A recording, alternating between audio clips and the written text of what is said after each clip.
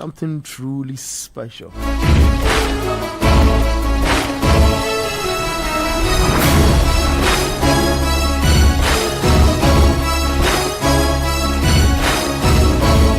There was an award ceremony,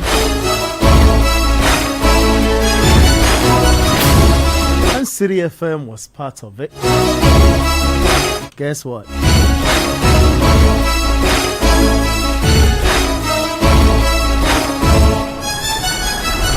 We are adjudged the best English radio station. That's super special. So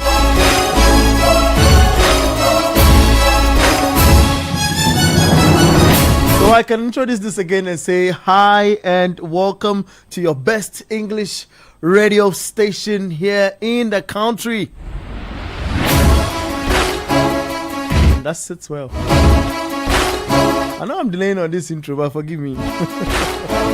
I love it. I'm not in the studios alone. Oh.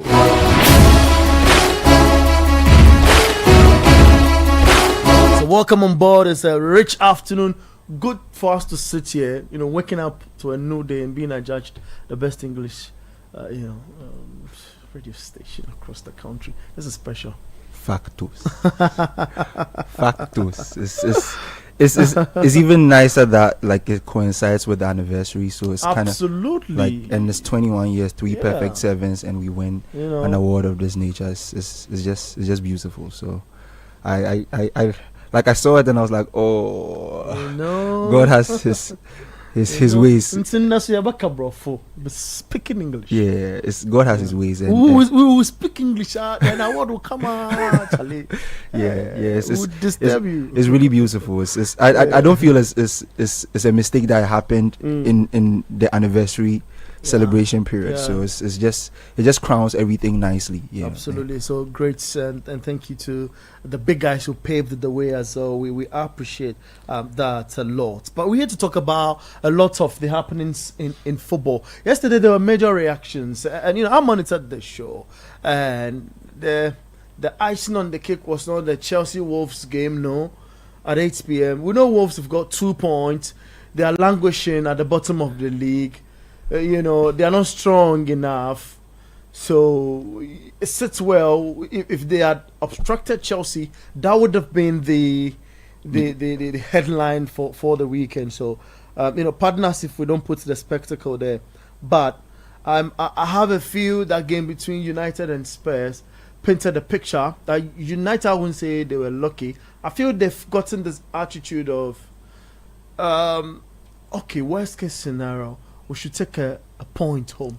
Yeah, it was. I was super impressed with how they ended the game because Šeško's injury kind of made things a bit difficult. Šeško. After I don't want to talk about Šeško. I mean, he didn't have the best of games, but when he got injured, United had a body less, so it just made things a tad bit difficult for them.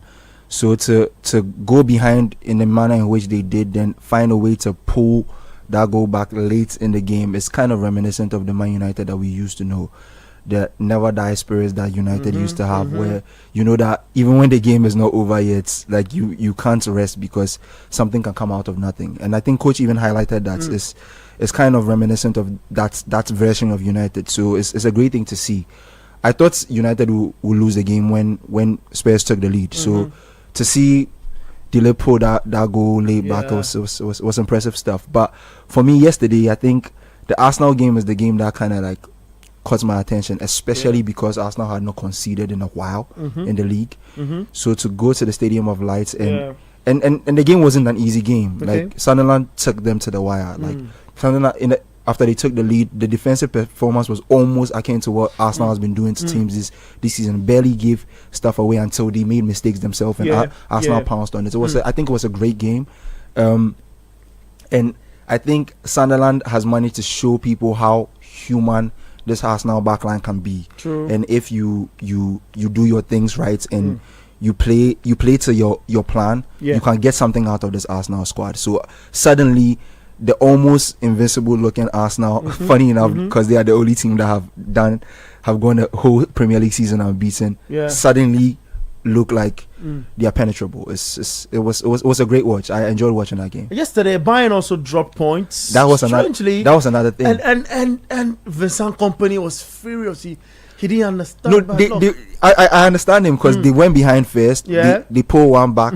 Then the game just became a ping pong game, and I'm not sure he likes that. Because most of the games they played this season, they've managed to be the instigators in the game to impose their game plan on whoever they are playing, and it didn't really go to that plan yesterday. So I understand his frustration, but it's football. You have your day every single day. True. So yeah, I just feel like we are getting to the point where some of the teams that looked almost invincible when the season started are suddenly starting to look human again. Great. So yesterday was against Union Berlin, and they played 2-2 in the German Bundesliga. So let me run you through the German Bundesliga. Then I'll come back to the Premier League. Then we'll dive into today's fixtures, because something awesome is really happening this week as well, and especially this day. Also, Bayern Leverkusen beat Heidenheim by 6-0. Then there was Hamburger, who played 1-1 with Dortmund. Hoffenheim 3, Leipzig 1, and Borussia Mönchengladbach 3. Cologne also 1 in what transpired yesterday in Germany. While in Italy, it was Como who decided to play 0-0 at home with Cagliari. And interestingly, the Como manager is one that you would want to have on your card if you have a big football club, because they are coming up strong, and the manager is using ideologies from managers he's worked under and showing glimpses of excellence here with Como, the 1907 established football club. Lecce, in a 0-0 draw with Hellas Verona yesterday at Lecce's home ground. Then there's Juventus, who also played against Torino, and it was 0-0. So a lot of 0-0. There were 4 0-0s. Yeah. It was three of them. That's the three actually. Yeah, that's disappointing. I really don't like games that end in goalless draws. Yeah, like boring, at least if it to be a draw, let it be a scoring draw. Because people go to the stadiums to be entertained, and goals are part of the entertainment. Yeah. So if you play a 90 minutes game in the league match at that level and no goals come out, it's quite disappointing for me, if you ask me. The number is hold on before you put the number down. Let me finish the Italian Serie A. Parma played 2-2 with AC Milan as well. So that's what transpired in yesterday's fixture in Italy. In the French Ligue 1, it was Marseille who beat Brest by 3-0. Le Havre 1, Nantes 1, AS Monaco 1, Lens 4. That's what happened. Shocking result in yesterday's fixture list. Then in the Spanish La Liga, Girona beat Deportivo Alaves by 1-0. Sabea beating Osasuna by 1-0. Atletico Madrid beating Levante by 3-1 as their home ground. And Espanyol 2, Villarreal 2. Espanyol 0, Villarreal 2. Oh, forgive me on that. Let's now talk about the Premier League. Now you have the opportunity to put your number down.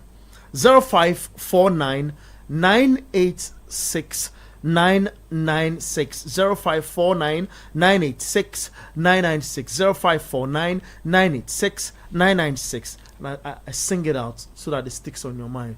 0549 986 996. I sound like a rapper. I'm not. Adam Kai is. And now let's go through no, I just want to run listeners by yesterday's fixture. There's a lot to talk about today, but I want to give you about the background of where we're coming from here, so you can follow on, in relation to whatever that we'll have here to talk about in the studio. Spurs played 2-2 with Manchester United at the Tottenham Hotspur Stadium. Everton 2, Fulham 0 in yesterday's fixture. It was West Ham United 3, Burnley 2, Sunderland 2, Arsenal 2, a game Adam spoke of, and Chelsea 3, Wolves 0. Alejandro Garnacho shining on the day. Forming part of the guys who give assists to goals, and it's a judge one of his best games since he wore the blue shirt. Let me know what you think about Alejandro Garnacho's performance from yesterday's game against Wolves on 0549 986 996. Are you a Chelsea fan? That's the moment for you to get interactive. Join us on YouTube. We are on City Sports GHA. Wow, let's get into today's fixtures. As we speak, it's 19 minutes into games across, and it's Villa who are playing AFC Bournemouth Antoine Semenyo's Bournemouth, and it's 0-0. So Aston Villa, Bournemouth 0-0. And Antoine Semenyo, you want to know, started for AFC Bournemouth together with Justin Kluivert and Marcus Tavernier, Ivan Nelson, all in the game for AFC Bournemouth. So all of that happening in that fixture as against Aston Villa. So that's it. For away from that game, is Brentford taking on Newcastle. So the Bees playing against Newcastle United is 0-0. 20 minutes into that game. Palace Brighton is 0-0 as well. Again, we've been paying keen attention to. A game that's produced a bit of here and there is Nottingham Forest Leeds United. It's 1-1 in the game. Let's stay there for a second. So, on the 13th minute, Leeds had a goal through Lucas, and just 2 minutes into the game, after they passed the ball from the centre line, 2 minutes into it, then Nottingham Forest also produced magic from Ibrahim Sangare. So interesting stuff. In 2 minutes, it's 1-1. 19 minutes played, but in 2 minutes, getting 2 goals from that foot. I mean, you look at today's fixtures, Adam, and we're already seeing goals. Yesterday produced, a fair share of the goals. Majority of the games, not majority, but games we tipped to produce the wins, whereas draws. Yeah, you see goals happening. A lot of them in this week's fixture. I mean, this Sunday fixture list. I think the fixtures we have today, but the Forest game that has already produced a lot of goals. I think if people win today, they will be very, very slender wins, because we're heading to an international break too. Yeah. You have to take that into consideration. A lot of the players will want to overexert themselves because they want to be a bit fresh for their national teams, and at the same time too, people will want to either move up the table or maybe maintain their place so as to come to build it after the break. So I'm not expecting a flurry of goals. I do think goals will come, but I'm not expecting an excessive number of goals today. Maybe bar the Forest game. Wow. But let's stay a while longer on the Spurs game. There's a new manager in the helm of affairs. Sean Dyche. Performance, not say performance, say results-wise, he seemed to know what to do with this football club. We've seen him in time past and what he does with football clubs. He comes in, he checks in on his goalkeeper Victor, and believe Matt sells better. Marcel sells better. Putting him in post in today's game, and do a bit of change at the back as well, putting in Murillo in and putting Morata out. I mean, it tells of a manager who wants to stamp his authority on the squad, and get a decent for sort of results for them, isn't it? Yeah, Forest have been going through a crazy period, if I would describe it that way, with their owner and they're 19th. That's another reason why they will need a manager like Sean Dyche, because when he comes in, he's going to save you. Not aside that, what's he's given Forest now, what he will give Forest now in the next few weeks, that Forest so badly needs stability, because I don't think Forest have had that for the past, let's say, 10 months. The things have been all over the place at the club, from the owner shuffling things with the management, and some of the things not going well when managers came in. So I just think that right now, for the stage they are at, a manager like him is the best for them. Like, not necessarily the best brand of football, but maybe the fans will want to see. But the club needs stability first before you think of those things, because if you are playing flashy football and the season ends and you are relegated, it doesn't really do much for the club. If you judge the investments that has been put in, I don't think the owner is looking for this club to be relegated. So I think it's a smart thing to bring in a coach like him, because he's been all over the place with his decisions, and most of them haven't worked. I understand some of them he was just trying to see if the team could push a little bit above their weight. With some of the investments he made, he felt like maybe his team could be in a different position if he quickly puts in some managerial changes that could maybe uplift the team, but it didn't work out. So you go back to basics. You bring a man who does the basic things right. Place people where they are supposed to play.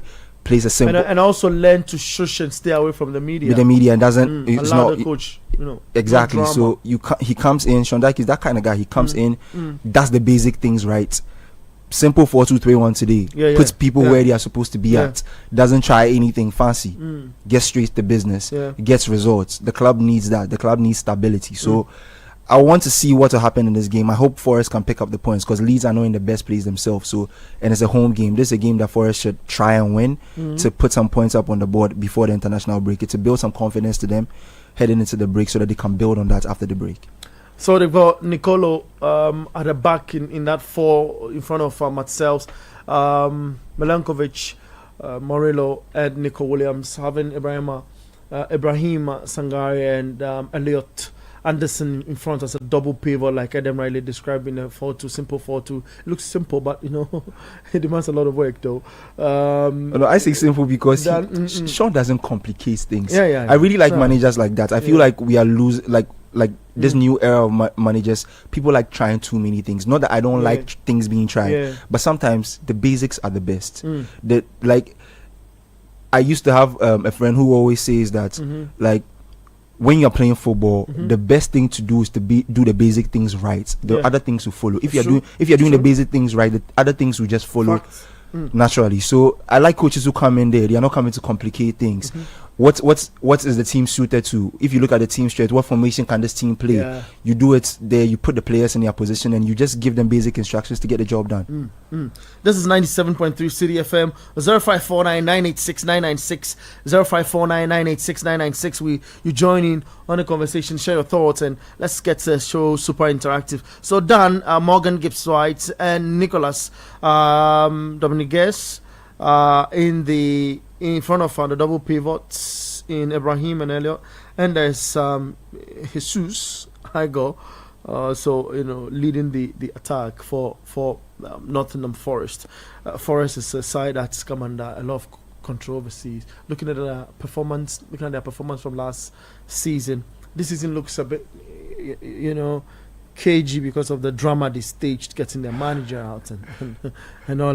But good to keep an eye on them. For Leeds United, they are 15th on the log, gathered 12 points so far in this campaign from 11 matches. So we'll see what pans out from this fixture. They've got pretty decent players. I mean, Longstaff is a player I'd admire, and Stash as well. A player I'd admire for a minute. Ethan Ampedu is the guy that they were clamoring for the Black Stars something. The Black Stars right now, the where we reach. There is plenty. We'll take one at a time. From them go through it. We'll take one at a time. Because the boys plenty be scattered for side. Yeah, that one. Yeah. But we don't take time. We'll bring in a lot of things we don't need. Things we don't need.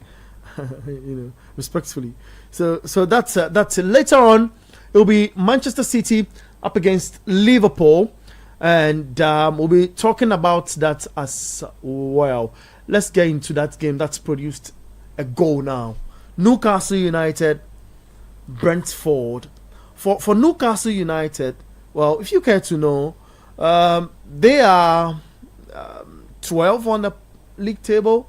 That's this is the live table, right? That's a live table. So follow keenly. There's a live table. They've got 15 points because they are leading already, and it permits us to go into the lineup. Look, Brentford has gotten the former Liverpool goalkeeper in post, and it's not as if it's by lack or what have you. Brentford has positioned itself to attract players who would want playing time, who we call it good.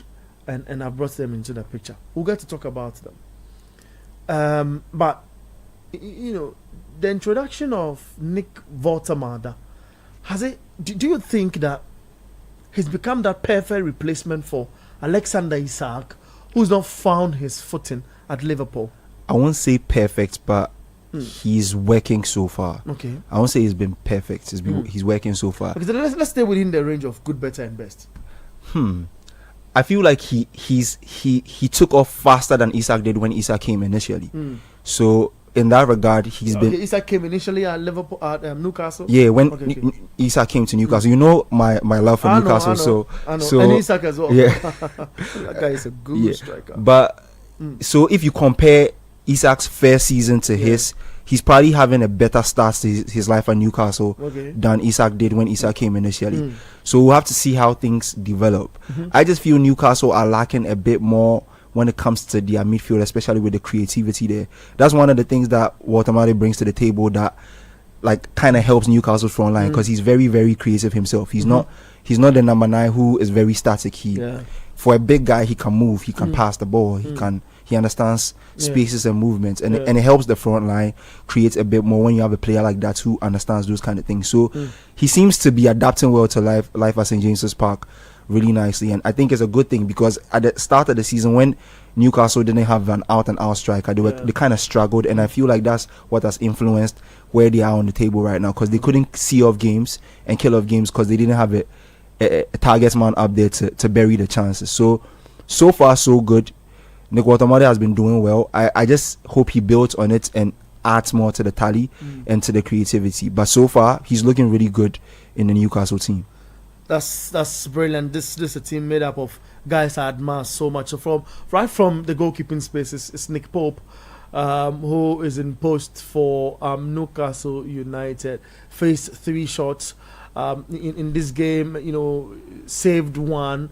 And been impressive so far. So his passing rate has been awesome as well. He's churned 6 passes out. He's had 3 of them being successful. So his pass rate, you check it out. That's just split into 2. So that's 50%. You mark him. You think he will be the England number 1? No, I think Pickford has that on lock, at least for now. He's done 10 games and conceded 11, kept 5 clean sheets. That's good for him, but I think Pickford has earned the trust he has at England so far. It will be very hard to see him outside of the team right now for another goalkeeper. I think Pope will probably make the team. I think he'll probably make the team as maybe one of the other goalkeepers, but I think Pickford has been very solid as an England goalkeeper. So I doubt that Tuchel wants to make those changes ahead of he started 3 years old though. Well, for goalkeeping department, I feel it's a bit of. For goalkeeping, I don't see 33 and it shies me away from a goalkeeper. I think goalkeepers, like similar to defenders in some way, when you get a bit older, you understand the game a bit more, and we've seen how Van Dijk after came from his injury and had some of the best periods of his career. True. So and even goalkeepers, the famed Edwin van der Sar, who was at Man United, Edwin. He was there for quite a while, and when he was getting older, you could see some of the performances were getting better. So I don't really see 30, 31, 32 as a goalkeeper's age, and it shies me away from the goalkeeper. It makes me even more confident that the goalkeeper can do well, because like you've seen a lot, because I feel like those things comes with experience. You've been in similar positions, you've seen these kind of shots, you've seen striker movements and all these things, and it kind of aids the game when you age a bit in that position. Well, he's in post for Newcastle United. There's Kieran Trippier, another experienced chap on the right in defense, in the 4-man defense. There's Malik, also Tao in there. There's Finn Botsman as well. Then there's Dan Burn in that forward at the back line. In the 4-3-3 formation, you find Bruno Guimaraes on the right in the middle. There's Sandro Tonali, came under a lot of controversies, but he's managed his time and proved that he's a professional player. Not all players go through that and bounce back super strong. So Joe Linton has been subbed from the game. There's Jacob Ramsey who's been introduced. Then right ahead of them, there's Nick Votama that we spoke of, Jacob Murphy on his right, and Javi Bansu got the goal for Newcastle United. 33 minutes into that game, it's Newcastle 1, Brentford 0. Brentford themselves hired the former Liverpool captain in Jordan Henderson in their midfield to do the pivot job with Yamaluk in the middle in the double pivot. So there's Nathan Collins, Van de Beek, Aaron Aheke, and Coyote, at the back line in front of Kalaya, and there's Dangote I said Dangote, forgive me. Dango Atara. Of course, Dangote does not play football. The money they count. Dangote is The a money they business- count. The money they count. Yeah. So Dango Atara on the right, Damsgaard in the middle, and there's Kevin Schadt. And I got Thiago up front for Brentford. It's Newcastle United 1, Brentford 0. Welcome on board if you just tuned in. The number is 0549 986 996. Hello, you are watching us on Channel 1 TV. We'll welcome you from your homes, wherever you're doing the watching from. We appreciate you. There's a game that's produced a goal as well. Let's churn in quickly into that, and we'll come back to the numbers and tell you what your story is from our WhatsApp console, from our WhatsApp to our YouTube. We are picking messages from every platform you're streaming on. So wherever you are, don't shake. Put your message there. We'll do that. Desmond is helping us a lot of technical assistance here in the studio. So it's Aston Villa who are leading against AFC Bournemouth. It's strange, isn't it, because of Bournemouth's ability this season and what they seem to want to achieve. The points are super close. I feel like it's getting to that point of the season where it's going to get really tight, because this season there's a lot of quality in the top half of the table. Because Sunderland are fourth right now. Yeah. I think people aren't getting. I think they've been really brilliant. And Chelsea are second. Yeah, it's really going to get tight, because if you look at the quality some of these teams have, the games are going to get tighter.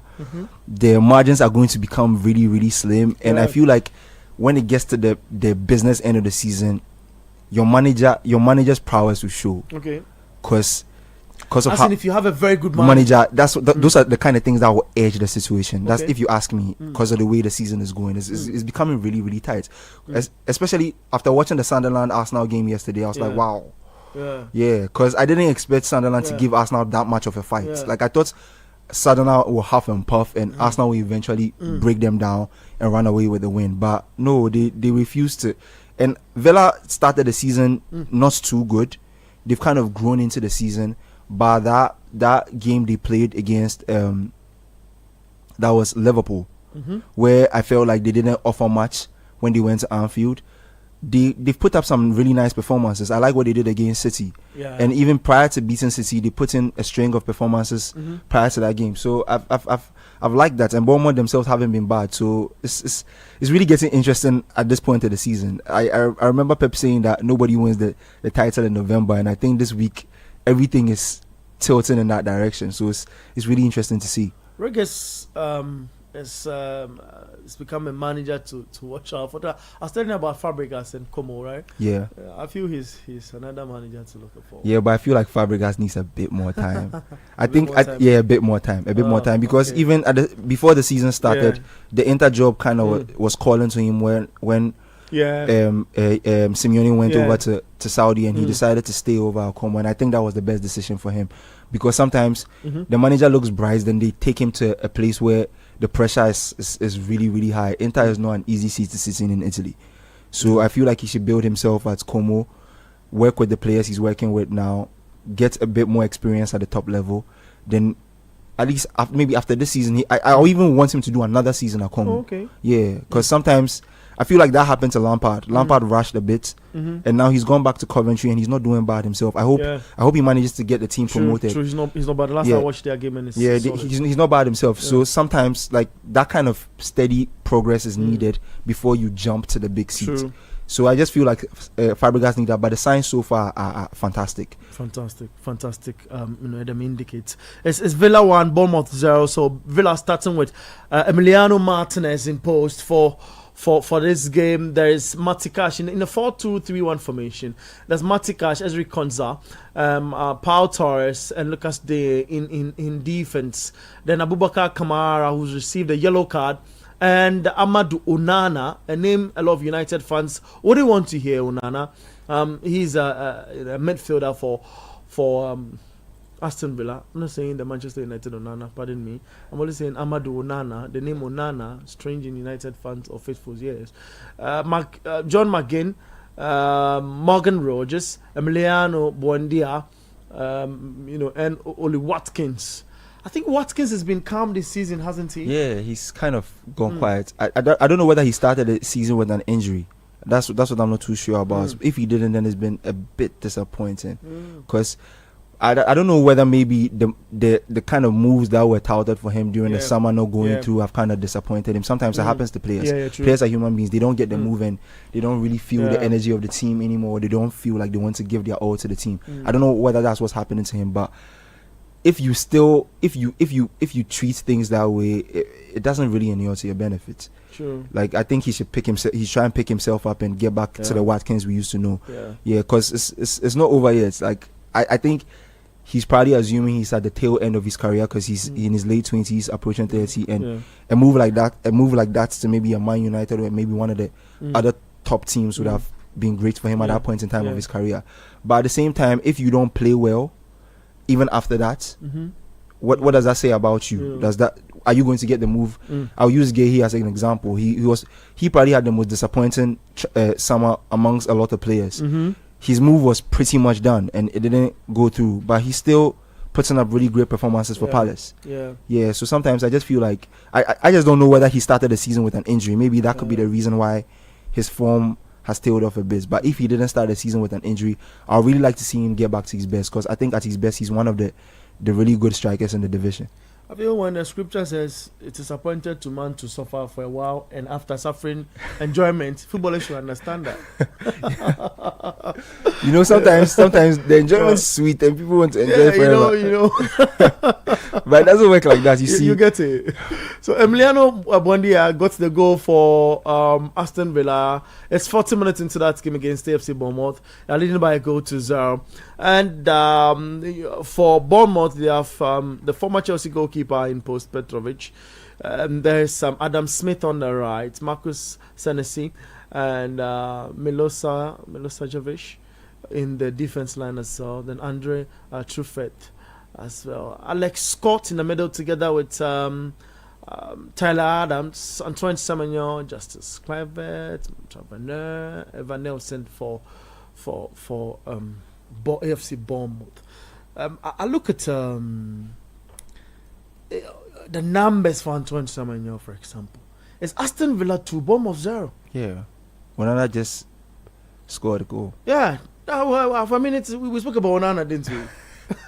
Man United fans is not your Onana. Yeah. The Manchester former Onana is conceding goals, and this guy is scoring. Yeah, and he's a defensive midfielder. He plays much deeper. So I find it's impressive that he sometimes gets goals on the board. He has a good shots in him though. So like that's what helps. I would like to see how the goal came about. Yeah. We'll get to switch and see what is happening in the Villa AFC Bournemouth game. We're switching along as the show goes on, so that we have a glimpse of everything and preach the news to you. Let us also know what you think of on 0549986996. This is the Republic of Football. You're welcome. You're watching it live on Channel 1 TV, on radio 97.3 City FM, on YouTube City Sports GHA, and on X as well, on all our platforms on Facebook and all. So you get in tune. Let us I'll move it on. Semenyo, I mentioned him. He says he wants to get double numbers in assists this season and get double goals as well. I look at his total passing, successful passes so far. He's done 5. He's had 4 successful passes. So that's in percentage, you make it about 80%. Roughly. I'm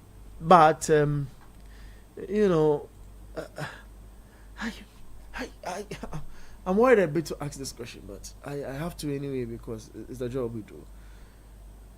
Do you feel he should be the poster boy for this football club? Or is he? At the moment, I don't think there's anybody performing better than him at the club. At the moment, I don't think there's anybody in their front line who brings more life to the front line than him. Yeah. When they played against City and they didn't even get the best of performances in that day, he was one of the better players there. So at the moment, it's very hard not to say that he's the guy of the moment at the club. So it's within your rights to say that he's the poster boy, and most of the big clubs are calling for him and not for the other guys in the front line. I know Evan Nelson is not a bad player himself, Justin Kluivert has been doing well for some seasons now, but some of the teams that are calling for Semenyo are not calling for them. Okay. Are not calling for him. So it's not too far fetched to say that at the moment he's the hottest player in the squad at the moment. Yeah.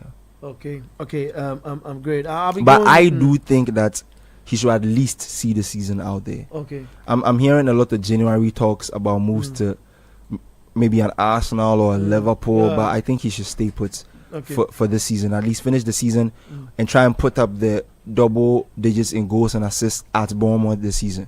Then if a move comes, we see where it takes him. Aston Villa 2, FC Bournemouth 0. Shocking results, already happening in this awesome fixture. So it's Unai Emery versus Andoni Areola, and we'll see what pans out. We're here with you, so we'll talk more in relation to that awesome, all-important fixture happening at the Villa Park, and of course officiated by referee John Brooks. Brooks from England. He's from England. We'll later tell you a story about John Brooks, but this is a time to concentrate a little more on the game. 0549986996. Let's get into some messages, shall we? Let's get into some messages, and then we can return to talk about let's know the pain from the guys from yesterday. We'll go to Spain too. Madrid is playing today. Barcelona playing Celta Vigo today. We're going to talk about that as well. Good afternoon, Bernard. What cry is Otoado doing that he has still not released the squad? I have been moving from page to page on all social media platforms just to know the players coming to play. This is from Vincent from Amasaman in Sakina. He says, happy Chelsea won yesterday. Hi, Republic of Football. This is Perez, Kit Perez from Tema, listening live from Tema New Town. That's great. It's great to know you're listening. Good afternoon. Chelsea won yesterday, but I'm not happy with the João Pedro striking ability. You don't have to get about 3 clear-cut chances before you convert one. It's bad. Chelsea needs a clinical striker. I'm Ayuba Halilu from Kaswa, but now in Pokwasi. Very soon I'll be in Spinters or Pram Pram. My guy, Ayuba, you have to be decisive. My guy, you have to know where you are and know your next move. How can you say or saying? Lambert in Dodo says, Abe, good afternoon. Hi Lambert, good afternoon from us here. Garnacho didn't do anything special yesterday. Wolves are just a terrible team this season. They'll be relegated if they continue to play like this. That's true. In the first half, you are not seeing things. How can you see things in the second half? Good afternoon. I love this show. Always on point. Can't miss it for anything. Good show. Salute to you. Salute to my dear Chelsea for that super performance. My weekend is half complete. Waiting for Accra Heart to Folk to make it fully complete. Thank you. The best English radio station. Well deserved. This station has shaped my English for the past 18 years. I have never looked back. Area lawyer from Dakuman, Kokompe.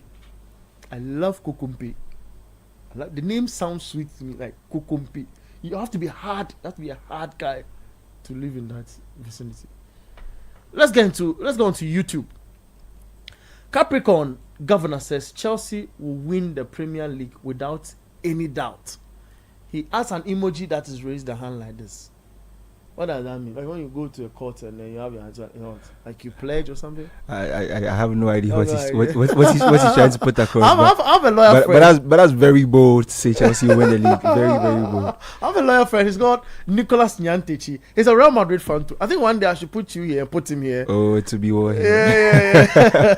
and all of that. But I talked to him about that. He mostly, goes to visit his family on the weekends. I will see about that. Calvin be here says he was referring to Capricorn Governor. He said if Chelsea win this league, he would dance with a crocodile. Oh, whoa, my guy. Hey, Charlie. My guy, you have to be careful. What is it, doctor? You have to be careful. City FM, the best in Africa. From teacher Manti. It's Manti, right? Manti. Okay. If there's a Y, it'll be Manti. Yeah, it'll be Manti. So, Capricorn comes again and says, congratulations to Chelsea. Winners of the league. No side, please. The league is not over. Chelsea has not won any league. Last season was who? Who won the league last season? Liverpool. So why are the Chelsea fans behaving this way? But I like Pep said that nobody wins the league in November. Pep does 1,000 today, right? Yeah, that's 1,000. That is unbelievable. Yeah, so I'm We're going sure, to talk about I'm sure he's really looking at that fixture with his eye that I have to get these points, especially with I Arsenal. told Nashika Caesar, don't run away from that. I told Nashika Caesar, a Liverpool fan here in our newsroom on the business desk, I told Shika that, look, he's sure you're a Liverpool fan, but today, Pep's 1,000, No, but but not leaving any stone unturned. if any team can upset him on his 1,000, it's probably them. If you ask me, today, I promise you, Pep will overthink it. And when he overthinks, it's crazy. Let's continue with the WhatsApp with the messages from YouTube. Sweet Kwame says, Italian Serie A they spoil over 1.5 lately. Then he adds an LOL. I ready to score. Kwame. investors assemble.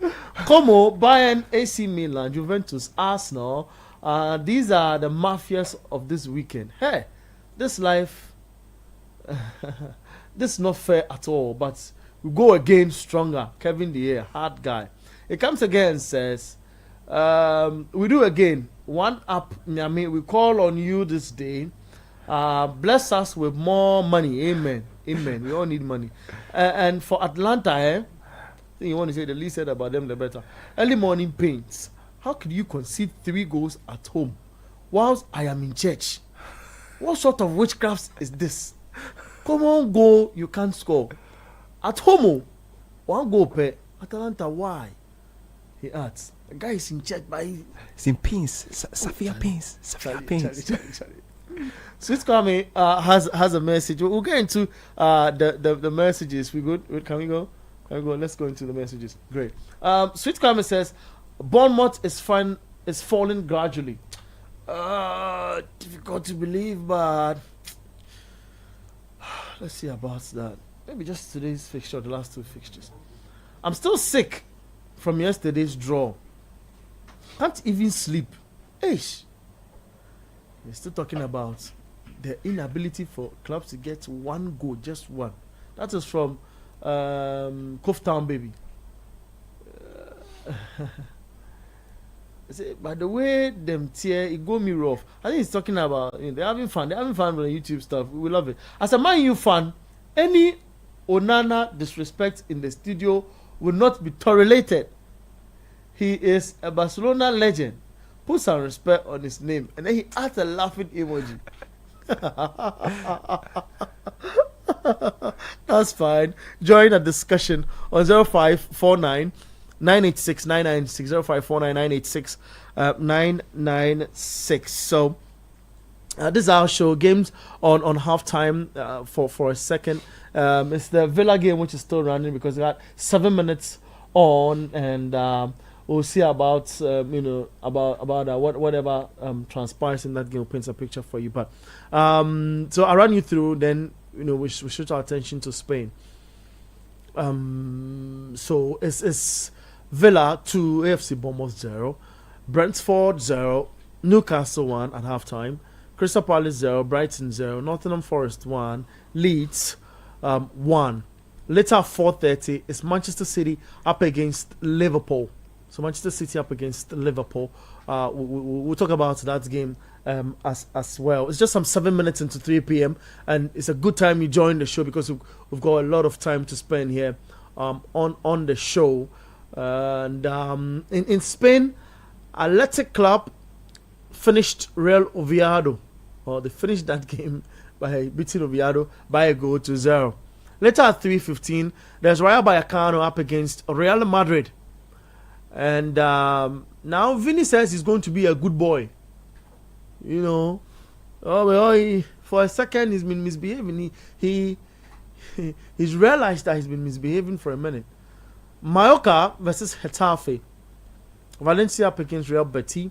Celta Vigo versus Barcelona later at 8 p.m. in the La Liga Santander. Freiburg playing against St. Pauli 0-0 in the German Bundesliga. Stuttgart up against Augsburg is at 4:30. There's Eintracht Frankfurt up against Mainz 05 at 6:30 p.m. In Italian Serie A, Atalanta shocked everybody. Early kickoff. Sassuolo beat them at their own backyard by 3-2. Can you believe that? Are you believing that? Will you believe that? It happened. Bologna at halftime playing 0-0 with Napoli. Genoa 1, Fiorentina 1. There's AS Roma up against Udinese at 5 p.m. Then Inter Lazio, a Giants fixture it is, at 7:45. Lorient up against Toulouse. Later in the French Ligue, I beg your pardon, it's happening now at halftime. It's 1-0. Later at 4:15 is Angers Auxerre. Metz Nice. Strasbourg Lille at 4:15. There's Lyon Paris Saint-Germain happening at 7:45 in the French Ligue 1. So that's it. Let's stay in Spain for a minute. Games on halftime in the Premier League. So let's talk about what's been happening in Spain. When you go through the La Liga table, it's Real Madrid who leading with 30 points. Barcelona has gotten 25 points. Villarreal has gotten 26 points, second and third respectively, Villarreal and Barcelona. With Atletico Madrid, who've got 25 points as well, fourth. And Betis and Espanyol Athletic Club, 19, 18, 17, in that order, downwards. Madrid, under a new manager, a manager that knows the league, a manager that's played for the club before. Now he's supposed to meet an experienced manager who've done tricks in Germany, who knows how to manage player ego and all of that, who's gotten a player to focus on football away from his social life. How do you feel the party is turning up in Spain? I think it's been interesting so far this season. Even though Madrid are on top of the table, I don't think they've been overly convincing. They've gotten a lot of great results. Yeah. And that helps stable the ship, especially when you have a new manager in there. I think a lot of their new signings too have come in and are not doing bad at all. Yeah. And they are finding their feet well. But Trent's getting injured. I don't think he was doing bad himself before he got injured. So those things are working for them. Yeah. I would just love to see a bit more. You see, a lot of the complaints from Madrid fans from previous seasons was about Madrid not being able to really, really control games. Madrid end up being in ping pong type of games. And I feel like so far, even that hasn't been fully established in this Madrid team. I don't think he feels he has everything in this team to really control games the way he would love to control games. But Mbappe is in brilliant form, and that helps them. I think he scored a large majority of their goals. Yeah. What I want to see is more players come into the party at Madrid, because I feel like now, should something happen to Mbappe or should his form tail off a bit, their front line is in trouble. Because I don't think all the guys have been contributing as much as he has been to the goals this season, and that's a bit worrying. It's similar to what's happening at Manchester City. A lot of their good games rely on how good Haaland has been in the game. The games that Haaland hasn't come to the party, CC haven't been in the party. And there have been very few games that Mbappe hasn't come to the party this season. To be fair, he's been in sharp form. Yeah. So I want to see situations where maybe Mbappe is not playing his best and other guys can help see the games over the line. And those times will come during the season, because you won't have everything rosy to the end of the season. I just want to see how the team reacts to different scenarios of that sort. Yeah, that's it for me. And for Barcelona, the season hasn't started well for them like how it did last season. A lot of things have been going wrong, especially with how the team approaches games and defense behind the ball. A lot of that was sharp last season because of the way the team was pressing, but this season a lot of it is not uniform, and they are suffering as a result of that. That's in addition to what I feel hasn't really helped Flick. He won 3 trophies last season, and not much was done in the transfer window for him. I know people will say Rashford came in, a goalkeeper was signed, but if you win 3 trophies and those are the nature of your signings, it's a bit disappointing. A lot of people will point to the financial situation there too, but I feel like a little bit more could have been done better if they could really scratch his head and looked around well to help Flick out. I feel like it has not helped him because some players left the team. Probably his best defender last season left the team. Inigo Martinez went to Saudi. Was Inigo replaced? No. You see, Lewandowski is aging. I mean, he's on his good day, he's a top striker. He gets the job done, but can Barcelona rely on Lewandowski the whole season? Is Ferran an apt replacement enough for him when Lewa isn't there? And that's in addition to some of the injuries that have come earlier in the season. Pedri is not fit now. Rafinha has not been fit for most of the season. Lamine struggled with fitness early on in the season. He's now getting back to his best. So a lot of those things have come together and not really helped Barcelona's season so far. So, but the good thing is they've not fallen too back behind in terms of the point tally. They are not too far behind Real Madrid. So I don't think the season is over for them yet. So all these things make up like a nice story for the rest of the season. I want to see what the table looks like by December. Then we can start seeing how the second half of the season will go, especially with Barcelona moving into their stadium. It seems like they'll move. Spotify it seems like they'll move back into the stadium after the international break because it seems like things are progressing well on that end. So all of those things make up for a really, really interesting journey ahead for the remainder of the league season. So Barcelona has gotten a spiritual space at the Spotify Camp Nou. Special, cathedral. They call it cathedral. Is it a higher word? Cathedral is fine.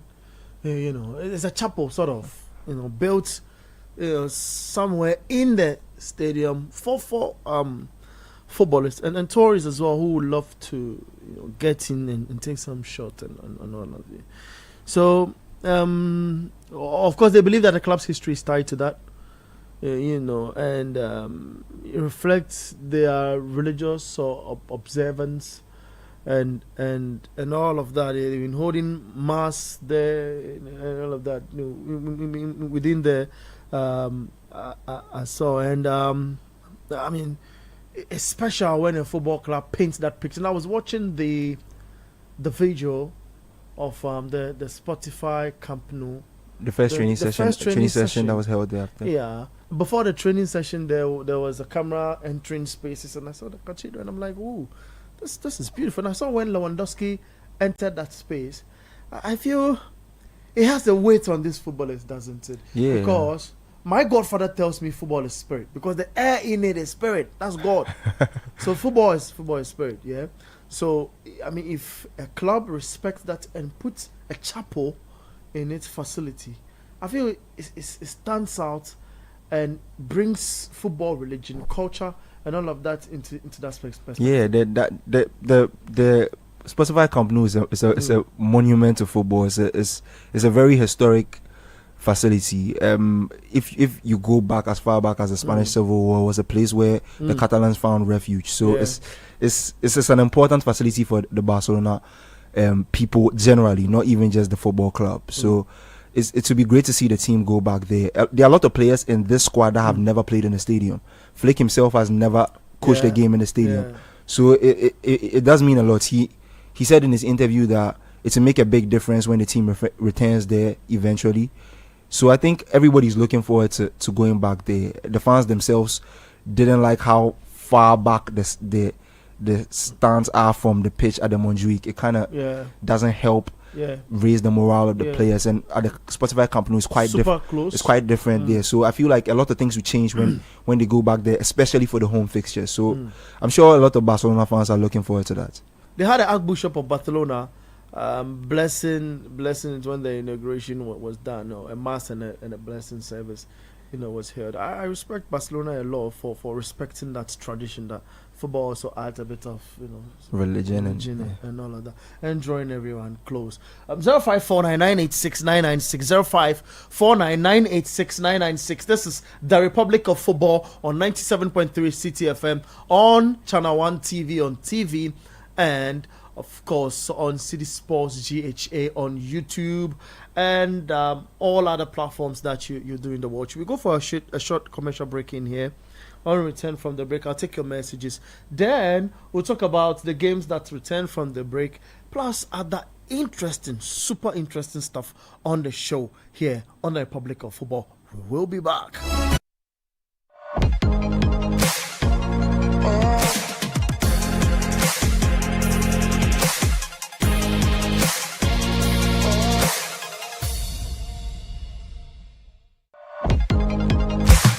This November, something amazing is coming to Accra. Are you a farmer with fresh produce? Are you into fish farming, poultry or livestock? Then get ready for the November edition of the AgriFair 2025.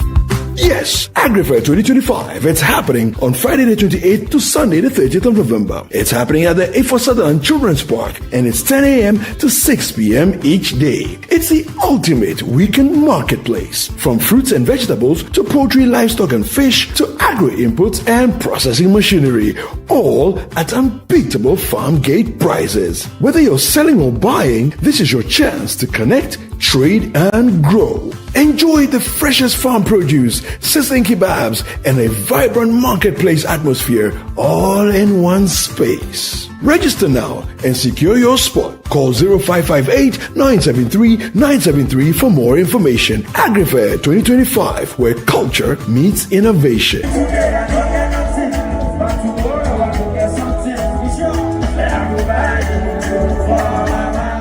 AgriFair 2025 is powered by Channel 1 TV and 97.3 City FM, and is proudly sponsored by Horticulture Business Platform, Development Bank Ghana, Legacy Crop Improvement Center, Gressol, and the Ghana Exim Bank.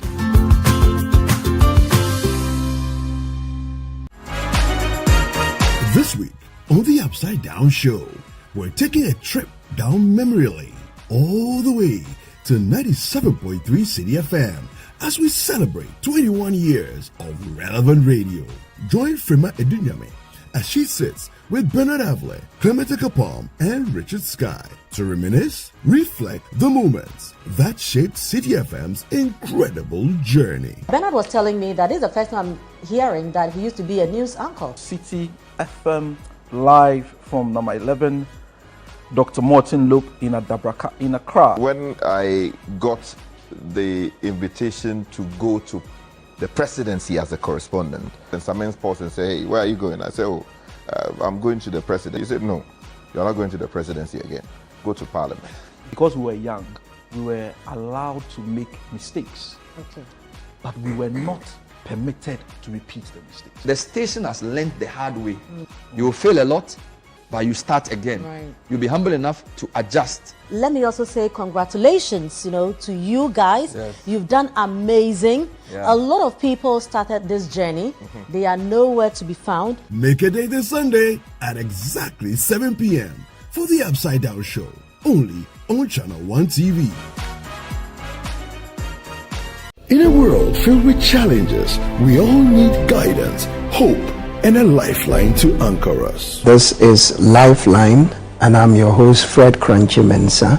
From social issues, relationship challenges, and family matters, Lifeline is here to inspire, uplift, and guide you on your journey. Where we give you support, where we hold your hand through the valley and through the thick and thins of life. Join Bishop Fred Crunchy Mensa. I welcome you especially to Lifeline. Every Tuesday and Thursday at 10 p.m. right here on Channel 1 TV. Let's walk this path together, strengthen our faith, our families, and our lives. Lifeline, because every soul deserves a guiding light. Tune in to Lifeline on Channel 1 TV and let's grow together.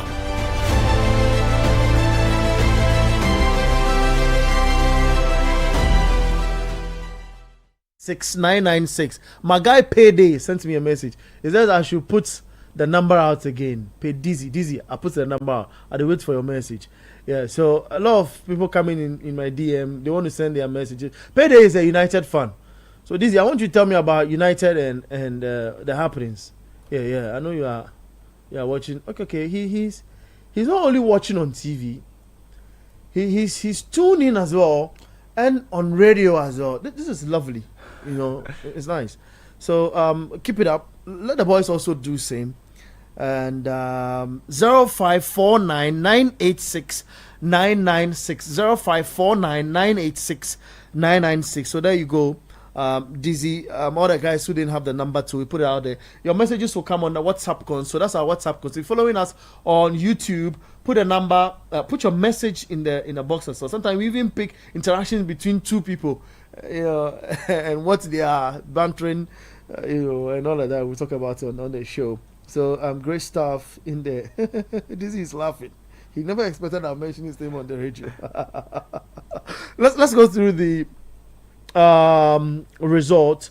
We'll get back into Spain and talk about when the, for example, Madrid starts a game and whatever that transpires in the game. So let's run you through from the break from the Premier League what has been happening. Then we'll go into your messages. I promise we'll get into your messages. We'll get into your messages, and then we dig in from then. We carry it on. So it's still Aston Villa 2, AFC Bournemouth 0. Do you think that Bournemouth can produce the magic? A texter sent a message and said he has a feel that the performance of Bournemouth is falling. I don't know if you think, and that's the game right on our screens here we analyze. Did you think they can come up per what you see? Or just maybe, what's that color? Yogurt color? It's just not working. I don't really put the superstition of kids into play there. Like, I just think Villa I just look like they wanted more today. Yeah, Villa are getting to things before Bournemouth. They are imposing their presence on the game much more.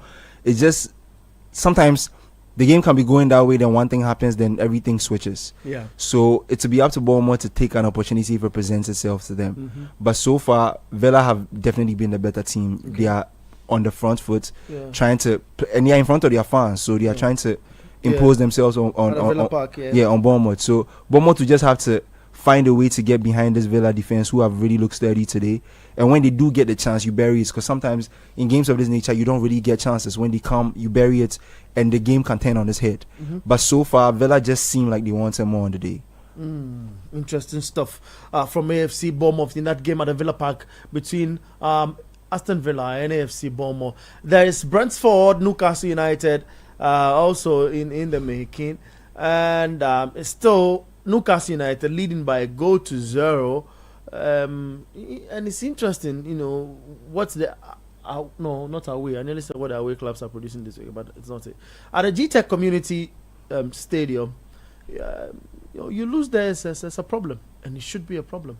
You should not be losing. Yeah, I think for your fans. Yeah, but at the same time too, Newcastle are not doing bad themselves, and Newcastle have had worrying away form. I've seen pundits complain about how they really look like a menacing team when they are at the St. James's Park, and when they go somewhere else, they look like a shadow of themselves. So I think Eddie Howe is trying to put an end to that, and you start little by little. You pick up points like this when you go to Brentford. Then maybe you can take it to other stadiums when you're doing well.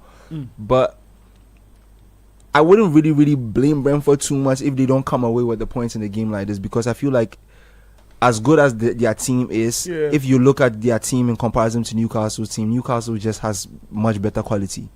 So if you lose to a Newcastle in front of your fans, I don't think it should be a horrible thing. Okay. But some pride should be there. Yeah. I think even if they should lose today, they should put up a fight. So they should try and get back into the game, like at least pull one back and see where the game goes. Sometimes you pull one back and the confidence the team has and the fans rile behind you, and you can turn the game on its head and win the game. But playing a team like Newcastle and losing, let's say maybe a 1-0, if the game even ends as a 2-0, shouldn't be something that a Brentford should be disappointed about. But games like this, when people come to town like this, you should be trying to put up your best performance and at least get the points, because these are the teams that usually at the business end of the season are vying for Europe, in the big conversation. So when they come, you just put up a fight and try and get as much as you can off them. True. Newcastle, he speaks of gotten Jan Wissa injured, a knee injury. They gotten Tino Livramento, knee injury as well, so on the injury list. Then there's Anthony Gordon, Chapa Adma Lord, thigh injury. Then there's the likes of William Sula, who's gotten an ankle injury as well. Then Harrison Ashby has also gotten a thigh injury. 0549 986 996. So that's it. They've also gotten a couple of injuries. Brentford, Anthony Milambo has got a knee injury. Milambo, you check his profile and match starts and all of that. He's a youngster who's with this football club. Interestingly, he's not done a lot of games. Just one game and then he goes, into injuries. Super sad. But Benjamin Atta has gotten a knock as well. Gustavo Nunes hamstring. Josh Da Silva and Paris Magoma also has a knock. In there. So I mean, it's not looking that decent for clubs. But we're going into the tight spaces of the league, and issues of this sort is expected. So that's it. The game that's not produced a goal is Palace Brighton. Not surprised. Not surprised. Yeah, Oliver Glasner and Glasner is a very, very pragmatic coach, and Brighton haven't been at their absolute best lately. So and lately Palace have been playing well too, and he's the type of coach who wouldn't really give you much to work with if he's not putting stuff in the back of your net himself. So I'm not surprised. As I said today, I don't expect like crazy score lines. I feel like the teams who win games today will probably just edge them. Aston Villa maybe might add another goal. I don't know. They seem like the team that might end up having a high score line. Okay. But who knows? Bournemouth can peg one back and the game will turn on its head. But at the Palace game, I expect maybe a 1 goal to win it, or maybe somebody scores, somebody equalizes. I don't really expect a crazy amount of goals. Okay. Especially as we are heading into the international break. Okay. That's great. Let's go through messages. Okay, so it's Oliver Glasner up against Hadzela for Brighton and Hoover Albion. So we'll see how that goes. Look, everyone is playing for Brighton. Carlos Baleba, Ayari, Dunk, Heck, Diego Gomez, Danny Welbeck, Yakuba Minte. Everyone is playing, but the game is just tight. I feel it's being played by the two managers and they're thinking.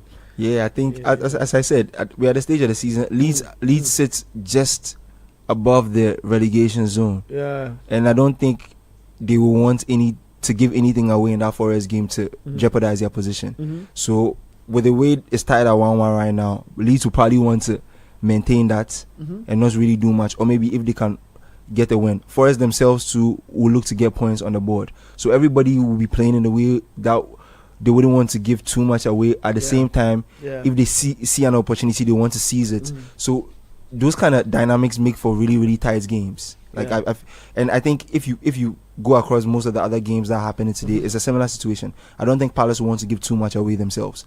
So everybody will just be playing cautious till they see an opportunity they want to pounce on. And it just makes up for really, really tight encounters like this. The game I expect to be fireworks though is the game that's at 4:30. Because Arsenal dropping points means that the two guys can find a way to close the gap. So that's a game I expect those teams. If they play a game like the Palace Brighton game, I'll be really disappointed. I expect those two teams to come out and play, to score, to win the game. Let's go through messages now. I'm tempted. Look, I see the city lineup right from the messages. We have to get into the city. That's a good save from Emi Martinez, isn't it? I mean, you know, he nearly became 2-1, but for Emi Martinez and how he saved that, it's important. It's a corner now for AFC Bournemouth. They seem to be piling the pressure, and an in swinger, but it's busily cleared out. So it's difficult. The goalkeeper in there is a World Cup winning goalkeeper, and sometimes it even gets scarier that you would have to play against him as an attacker. But let's go through your messages. We'll come and talk about the lineups for the two. Oh, people are already writing books for me to read, Charlie. Anyway, good afternoon, my boss. Good afternoon, boss, wherever you are. This is your boy, Felix Tomili. I always listen to City FM because I'm Man City fan. Okay, that's fair. Republic of Football, good afternoon. As a true Arsenal, I have to congratulate Sunderland for the gallant performance they put up yesterday. Indeed, I am shocked, and Arteta must rehearse his notes since he has to win the league to Ghana. He has to win the league. To Ghana, our gain is the revelation of Brobe of Sunderland. He is a World Cup material, and Otuado must look for him. Good afternoon. Abeku from Ejaba, Sakina, Accra. Now, this thing you guys doing. This morning I was on the Sunday breakfast show with Drew Duncan and Eno Safo. See, that agenda of people qualifying the team into the World Cup, and some guys sitting somewhere and we say they are World Cup material. We have to just be careful. We are just not going to participate in the World Cup. The last time, in our outing, when we were proper Ghana, we nearly made history in the world. And it's only Ghana and Morocco in a nutshell. So we have to, if we say we are a proper football country, I feel we should replicate that form. Consistency is important in this game. And if we're not putting that to fruition, it makes everything we are doing, whatever construction we are doing football-wise, it makes it a little jerky. Yeah, and look, we'll be the laughing stock because you can't just go there one. So they're calling of certain people who, I believe in team cohesion. Yes, we don't have a coach, something, but cohesion is important. When the boys keep playing amongst themselves, something small, might just come from what they're doing. I know you have reactions that I can't say. Sorry. I just feel that it's become a Ghanaian thing I don't like. We kind of like reaping things we didn't sow. Mm-hmm. And I find it really disturbing because there are a lot of these players that we weren't responsible for their development. True. And that's because of the things that are happening in our football. Mm. That's why we see that and said this is a World Cup material. Why don't we have talents that can be turned into World Cup material from here? We have. And this was my argument in the morning, talking about Benjamin. And it's worrying. Like, we need to put the work in here so that we can be churning out material like that, instead of always looking forward to people developing players in their countries. They are of Ghanaian lineage, of course. Yeah. It's beautiful to see.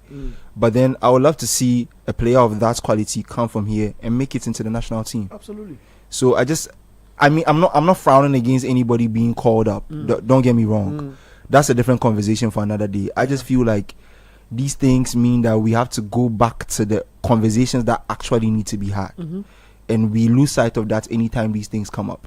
It's always about, we are going to the World Cup, let's do what we need to do and go. But then we'll go to the World Cup and come back, and we come back to come and meet the same things. Yeah, ground zero. What progress have we made? And we make these players up, and they get clubs and all of that. And they move. A chain of argument there is broad. We'll get into it. Nana Kweku watching you from Saskatchewan. Chelsea fans should relax because they are not winning the league. Hopefully Manchester City beats Liverpool today. He says good morning. From where you are, you say good morning. Good morning to you too. Good afternoon. Shining Brother One is always emotional when it comes to Chelsea. No wonder he's a Chelsea fan. How can you watch this Wolves team and say they'll beat Chelsea? That's it. Abashani Madawan, he's not even that, is he? I think it was his comments on Panorama. I think he was speaking with the context of how much Enzo Maresca has been chopping and changing with the squad. When I left to read CNL. Yeah. Oh, okay. Yeah. When you left to read CNL, he made a comment of that sort, and I think his comments was in context with how much Enzo has been making a lot of change. And it's been causing some upsets in the results. So he was thinking along the lines that if things like that are going to keep happening, it's very possible that Chelsea might not do their business against Wolves. But I mean, that didn't happen. So, hi brother, Kojo Foster, a Liverpool fan at Odoko and Man City, and some empty barrels. Same thinking City will beat us Liverpool. But let me say this. We are going to dismantle this Manchester City team. I don't say sometimes if it tells you vex, but if I take your time, take your time for me small.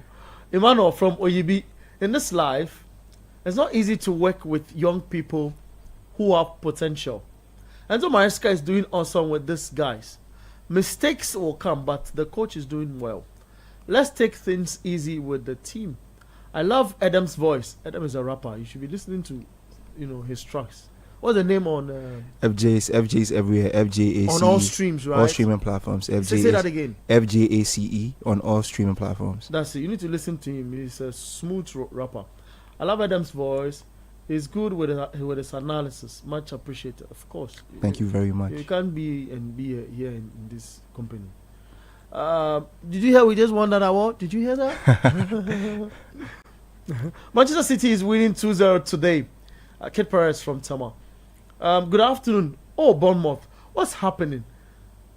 Come back strongly. Accra Suffolk 3, Kotoko 1. Yeah, there's a super clash, they call it. People, okay, let me not say it.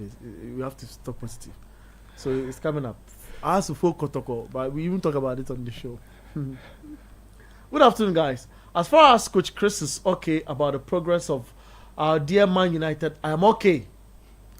And as for Bournemouth, you can't sell the core of your defense and still expect to be performing at the highest level as the season progresses. That deficiency will show up. This is Kojo at ATU campus. Hi Kojo, thank you. Let's head to YouTube. Zakaria Salifu says, Bournemouth can lose 101, but that one goal should be Semenyo. My guy,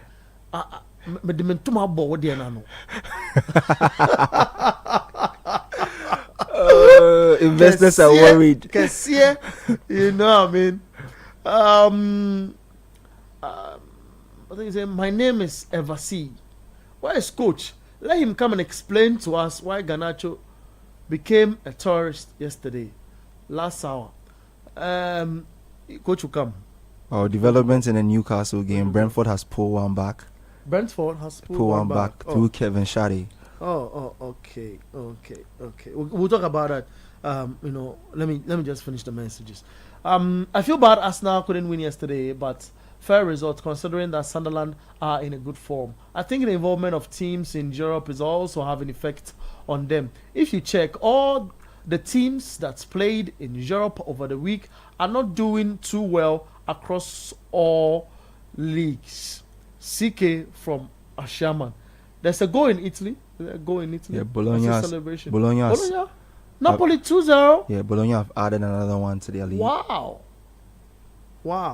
No, interesting. And that goes to buttress his points about the teams who played in midweek. Yeah. Having a tough time during the weekend. It's taking a toll on them because a lot more running has been done, and these guys are fresh, playing just a game a week, and they're just waiting for you to come and do a run around you. So I think he's making a lot of sense there. Okay. No, let me just go through one or two messages and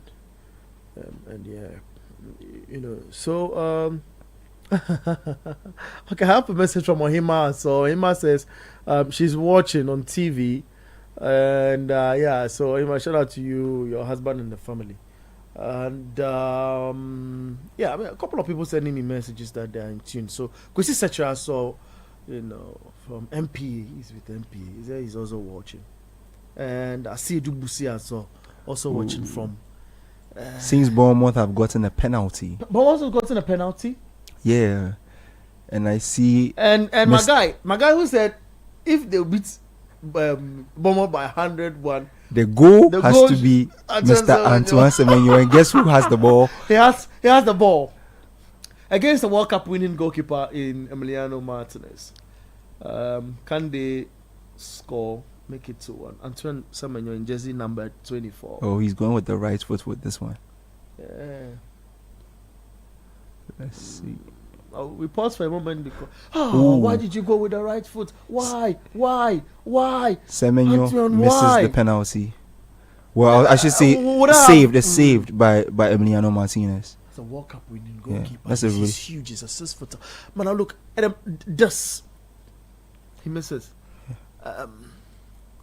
I don't want us to go on the negative tangent, but against Liverpool, there was a racist chant against him. It pushed him more. Yeah. He misses a penalty, 66 minutes, whilst his team is losing by 2-0. Would this be fuel? The fuel for him again? I see him as that kind of player. If you listen to him keenly, he speaks about the fact that he's always had to work really, really hard to get where he's at. So things like this fuel him. I just hope that sometimes especially if the game was 0-0, the temperament around these kind of things can be different. But when you're losing and you miss, sometimes it can make you go a bit down. But knowing him and knowing the kind of player he is, I feel he's somebody who can find motivation in it. I just hope that Bournemouth can pick themselves up, because sometimes you can miss the penalty, and if you pick yourself up quick enough, you can make impact on the game. They've had a sustained period of pressure. They are trying to get back into the game, and that's what brought the penalty. So I just feel like they should continue on the same tangent, and they can still get something out of the game. There's a lot of time, 67 minutes, and as we know, your Man United are one of the teams who are famed for those kind of comebacks. 2 minutes, 3 minutes in the game. They find goals from nowhere. So I don't think anything is lost here. They just have to keep doing some of the things that they are doing that has put them in this position to get the penalty, and maybe they can still get something out of the game. This is 97.3 City FM. On TV, it's Channel 1 TV. You're welcome. And of course, on YouTube, it's a City Sports GHA. On WhatsApp, is 0549986996. You're testing now, and we have a chart in relation to all that's been happening in the game. I ran you through by way of updates. We'll get into the Manchester City confirmed start list for in that game against Liverpool. We'll look at who is starting and who's been yanked out from the previous game and this game. We will check the teams out, analyze the 1000th game for Pep and all of that, and what it will mean to this fixture. Forest 2, Leeds United 1. Morgan Gibbs White with the goal.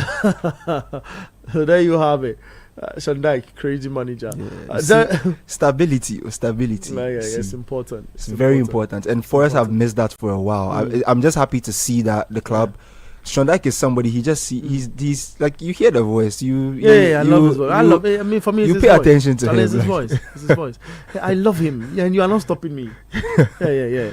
So it's Nottingham Forest 2, Leeds United 1, Crystal Palace 0, Brighton 0, Brentford 1, Newcastle 1, Villa 2. AFC Bournemouth 0. Antoine Semenyo, you're missing the penalty. And look at who arrived in the studio. Coach Christopher Nimley. One of the finest football analysts in town. The finest, not one. The finest. The invincible Arsenal. Now it's now I end home kakram. Good see. They have to understand certain basic things. Okay. Don't forget, I've tipped them to win the league. Yeah. But yesterday the coaching I saw from Arteta. Goodness me. Was Paul? In that last 10 minutes, was Paul? After they've taken the lead, you don't change your team mindset in the dying embers when they were the better team in possession of the ball. Yeah, but this is a Pep Guardiola student. Same thing happened to United 10 minutes to go. No, in the case of United, they took the lead early on in the game. They battled them. That is understood. But you, You trailed for some time. Yeah. You were gifted a goal by a sloppy midfielder who thought that he was prime Pelu. And the coach did the right thing and just substitute him. Look at this man. You think we are joking here? Come and sit down quick. Took him off. I was doing, I said, what if I'm the coach of Sunderland? That guy will sit up the next 6 games. And then I'll call him to my office. Okay. Then I'll show him that That's his error. you are not Pelo. You are not Andre Pelo. Neither are you Sergi Busquets. Yeah. Are you fantastic press footballer. resistance?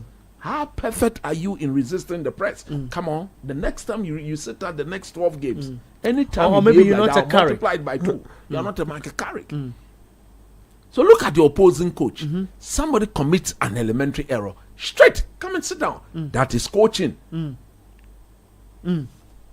Sunderland had a game plan. Yeah. They were defending because they had something to protect. Yeah.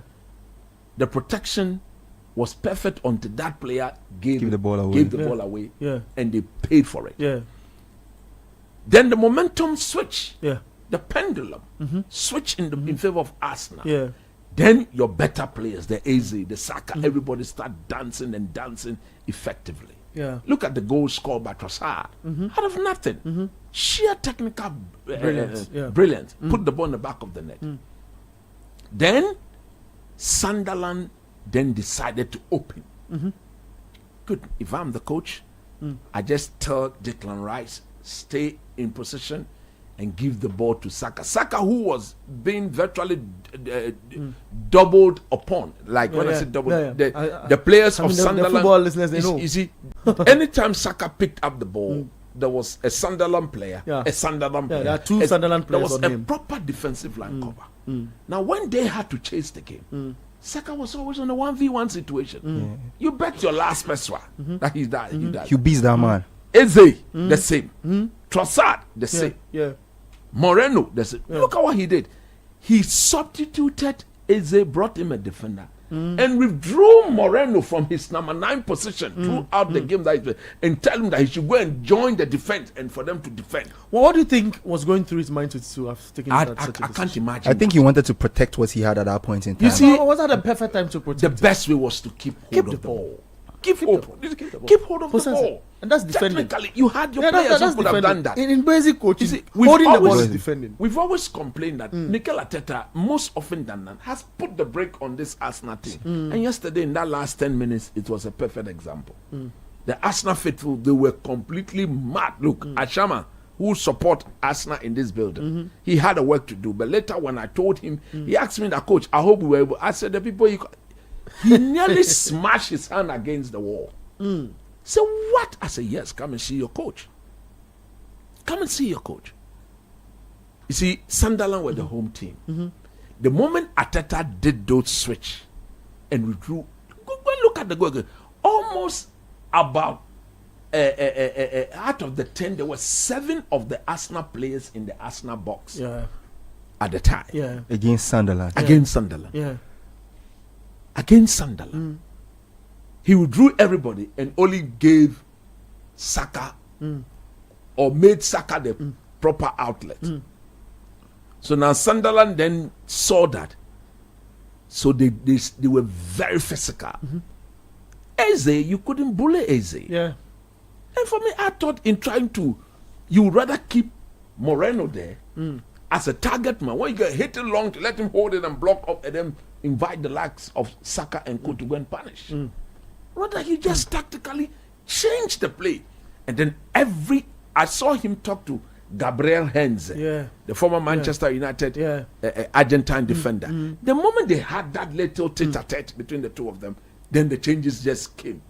Took your attacking players, threw on extra defenders, withdrew your number 9, the one who had led the line throughout the game, pull him out, and virtually asked that he goes to what? Defend as well. I couldn't believe that. I just couldn't believe that. And for me, I thought that was a coaching error. That was a blatant coaching error. A perfect opportunity to stretch your lead. A perfect opportunity to stretch your lead. Man City, I don't know whether he forgot that Man City plays Liverpool today. The 2 teams could drop point. One of them could drop point. and that is to your advantage. 100%.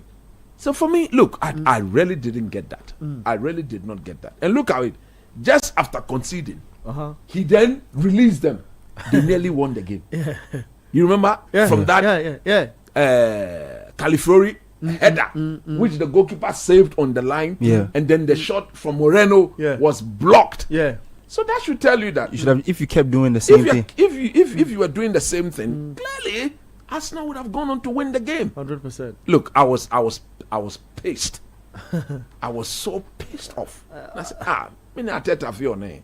Me not Ateta. Me not What the Ateta Arsenal fans say? So development, Dan gets a red card in the Newcastle game, and Villa just add another to their tally in the Bournemouth game. So it seems like Bournemouth won't find their way back into this one. Okay. 0549 986 996 0549 986 996. Look, the Arsenal faithful, they are listening to the show. Yeah. If whatever I'm saying is not true, they can come and counter. Because I look, yes, you could bring in the defender, but to again ask Moreno to drop deep into defend. That's not it. I understand. No, that's not it. He's built this team on solid defensive principles. Yeah. That is accepted. But when do you go for that? When do you actually go for that? I think you go for that when you are leading and you are playing against your peers. Sunderland is not in the class of Arsenal. But they say they are in form. Sunderland are in form. Yeah, they are in form. But after scoring, Arsenal were by far the better team. True. They struck the post twice. There was some brilliant save by the Sunderland goalkeeper. Even that, Arsenal managed to equalize. As they maintained from a very silly giveaway from that Sunderland player. Yeah. The moment they took the lead, you could clearly see that it was just a matter of time. Arsenal will go on. They'll go and win it. Yeah. And look at the goal that Trossard scored. Sheer technical brilliance. Sheer brilliance. Great. You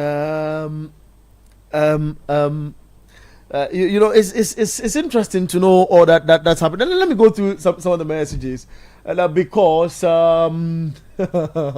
there've been highlights of what coach has been talking about on our WhatsApp console. The number is 0549 986 996. Now I'll draw coach into, and Adam of course, into the Manchester City Liverpool analysis. Then we'll get to know us all.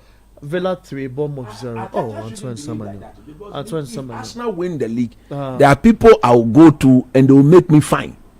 Say that again. Me see, if Arsenal were to win the league, I'll go and see my uncle Fifi Bansi. Yeah. I'll go and see my one and only honorable Sam Jata George. Yeah. These are in-house them in Yambo, so Yeah. I'll go and see Sam Jata George. Yeah. When I go, I know that they. Yeah. Then I'll not come and see my boss in here. Yeah. Samens, I'll not come and meet him here. Yeah. I'll go to his house. Thank you. We've won the league. I predicted that you win the league. If you get to your house, it be tills. No, the moment I get to the house, no. All my problems are solved. I tell you. All my problems. I tell you. All my problems. All will be solved. Arteta he doesn't know what he's doing. There are some people like Samus and some George Honorable. When they are happy, they do things out of natural. It's a show time. It's a show time. What is that?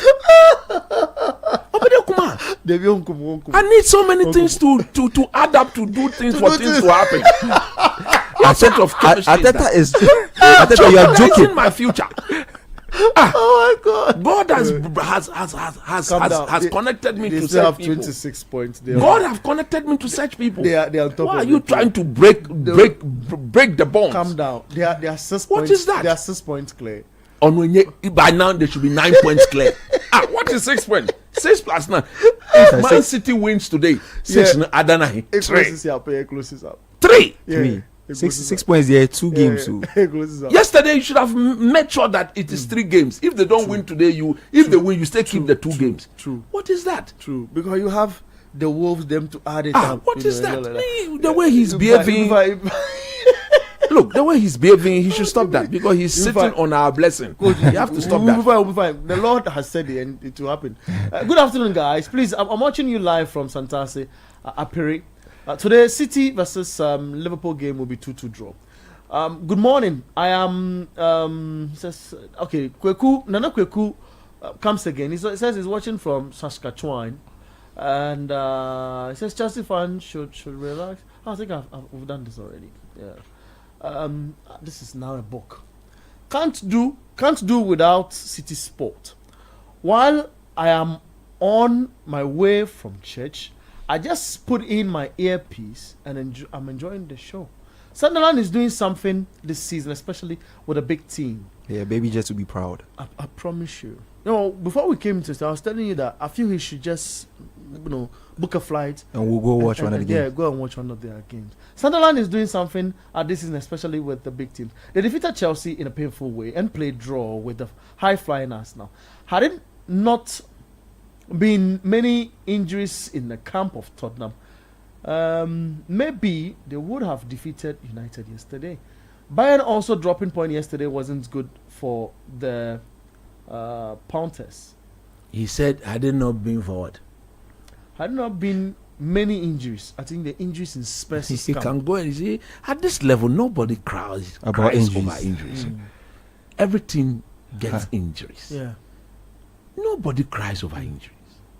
The Sesko not get injured yesterday. Okay, now Villa are taking Bournemouth to the cleaners. This is shameful. This is shameful. It's Aston Villa 4, Bournemouth. Do you know why Harry Maguire and Casemiro were substituted yesterday? They all had injuries. Yeah. At the time, Man United considered that second goal. They were 10v11. Yeah. Sesko had gone out and nobody had been replaced. True. I think United are used up. Exalted all the substitutions. So United were even 10 against 11 at the time of equalize. Yeah. So what is the basis of that statement? Wow. Give credit where credit is due. Yeah. Okay? Yeah. Teams do get injuries. 100%. As we speak, look at the injuries in the Chelsea defense. A lot of injuries, in that team. True. Since Rodri won the Ballon d'Or, injury has virtually prevented him from proving to everybody that indeed he deserved to win the Ballon d'Or. True. So you don't cry over spilt milk. When the player is injured, build your team. Whoever is not there, that's why the teams are told to register a certain number of players. 40, 30 plus. And all of that. Chelsea made my night by beating Wolves. In Spain, I foresee Celta surprising Barcelona tonight and Liverpool playing draw against City. I can't have some folk beats Kotoko tonight to make my weekend superb. Chelsea made it last night, so you two make it for me today. Good afternoon, Richard. Reflecting inside Sakmono. This one they reflected, Papa. Your lines were plenty, Richard. Good evening, comrades. I'm Al Hassan Mohammed inside Winchi. Maresca is a great manager and it's just his Carabao selection for Champions League that will be his undoing. City and Liverpool drawing today. Everybody seems to think that game is a draw. Yeah. I think someone will win that game. Yeah. I'm the same opinion. We'll go into the starting lineup. Let me clear these messages. Let coach be aware that his team is nowhere close to the level of Arsenal this season. I've not said that. The past 3 seasons. I've not said that. Yeah, coach has not said that. I've not said. See, these people. Maybe at times some of them, when I talk, they don't listen. I have tipped Arsenal to win the league. You remember we all had our teams. Yeah. And I said Arsenal win the league. So that's the point I'm making. I cannot tip you to win the league and your coach is coaching like that. Are you happy with the way Arteta coached yesterday? If you're happy, I'm annoyed because Arsenal should have won. Yeah. That's the point I'm making. Arsenal should have won. Yeah. If you're happy that Arsenal drew the game, fine. That's you as an Arsenal supporter. Yeah. I'm a United supporter. I'm not happy. You are happy that you drew. So that's it. I mean, the true Arsenal supporters will see the difference between you and myself. But that is nice. I've not compared Man United to Arsenal. I have said that Arsenal are on a different level. United have got 2 more transfer windows to be looking at those in front and hoping to challenge. True. I have said. True. that the absence of Champions League or any form of European football will become a blessing to United this season. What have they done? Out of a possible 15 points in their last 5 games, they've taken 11. Yeah. That's impressive. Who will take that? Yeah, that's Everybody will impressive. take that, isn't it? Yeah. Now, in their first 11 games, they've played all the top 4 teams. Yeah. They've played Liverpool, Played they've Arsenal, played Man City, played they've Chelsea. played Arsenal, they've played Chelsea, Space. they've played Spurs. Okay? These are the Champions League team in England. Oh. Yeah. They are in England. Yeah. You understand what I'm saying? True. So now, if you look at the fixtures now, the favorable fixtures are now coming. True. And like I have said, this is not the strike force of Rashford, Garnacho, and Co. Yeah.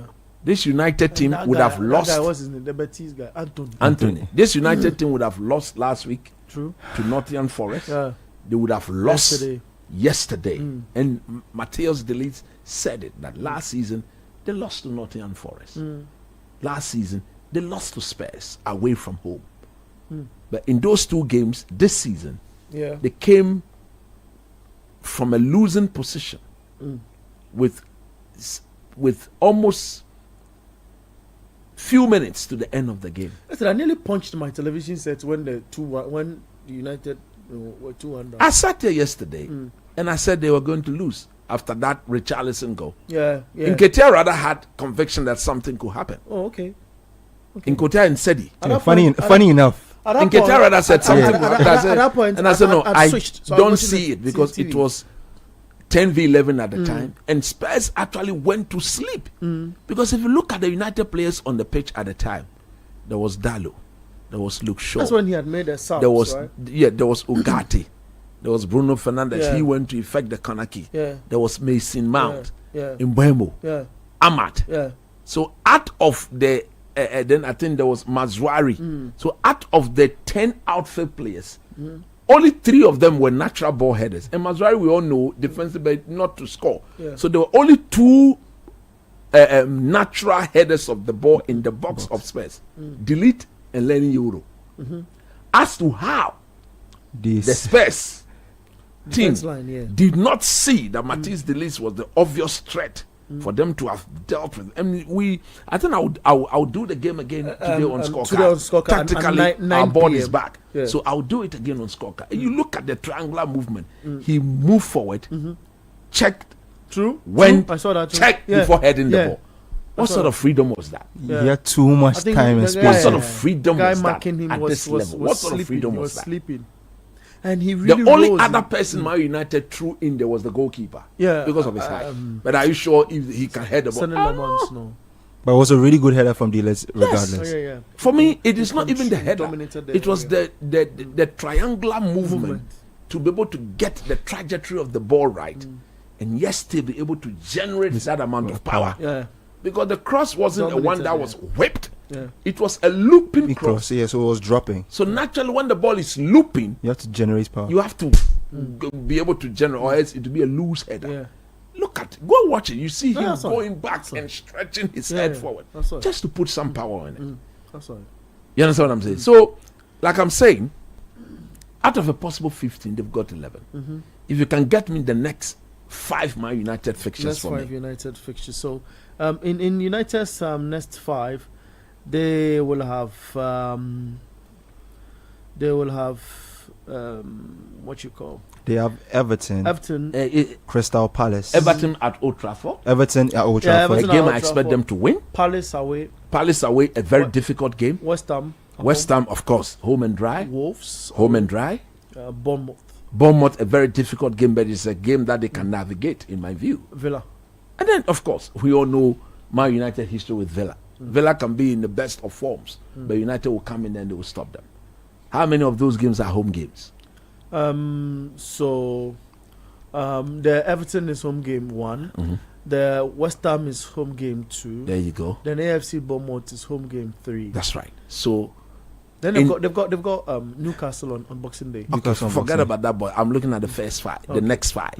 That next 5, if they can generate another 11 or close to 14, 15 That's a points, good point. That's a good point. straight into the top Top 4. 4, straight. No argument. If they had won yesterday, they would have gone second. Yeah. So that's the point we are making. Nobody's saying Man United is going to win the league. But I believe that by the time we get to the business end of the season, where the true league contenders will be concentrating on somewhere Europe. January 1. In Europe. Look at what happened. Bayern Munich went to Europe. They drew. Who else went to Europe? Barcelona drew. Barcelona Drew against Braga. Chelsea too drew. I mean, the aftermath of your European performance. Napoli was in Europe. Bayern drew against Union Berlin. Napoli was in Europe. They are losing. They're losing. And them highlighted the points that the runs, you know, they're losing. Out a lot of energy in there. So Arsenal was in Europe. They didn't win. So a time will come that European Chelsea was in Europe. They won. But like I have said, for them, they didn't get a proper preseason because of the World Club Championship. The time will come. They have a very young team, so they can push it. But once tiredness, fatigue sets in, I even feel Chelsea were able to win because of how much Maresca rotated the team. It's a question I want to find. Look at the extent of rotation. But even that, the rotation doesn't guarantee the same quality. Exactly. Agree? He rotated the team in midweek. But he needed them to win today. That's what they want. But when we get to the business end of the Champions League, it won't necessarily guarantee. Do that sort of rotation he did in Europe. You will go with a strong team in Europe, and then by then too in the league business end. You have to put a strong team. You feel the rotation is helping the Chelsea coach, or is rather exposing him? Look, there's nothing he can do about it. He needs to rotate the team. If you understand football like I do, because look, after a very most people are forgetting that this Chelsea team play the most games in Europe. They played or over the season because they went all the way to the Conference League final, to the Club World Cup. They went all the way to the Club World Cup final. You understand what I'm saying? Yeah, sure. And then so that should tell you the number of games they've played. Yeah, that's a lot of. And by the time they were done, they only had a 2 weeks rest. Trained for 1 week, the season started. Players are required to have at least a minimum of 6 weeks rest. True. Before a season. You understand? 6 weeks after the break, you go and rest for 6 weeks before you come back and start doing your pre-season and stuff. These guys, they've not had that. So if it doesn't rotate, the injuries will start coming. In addition to that, there will be fatigue. And then where is it going then? So you see, it is good to be a football fan, but as we thrive to be fans of the game, we should try and understand the chemistry of the game. True. I agree with you 100%.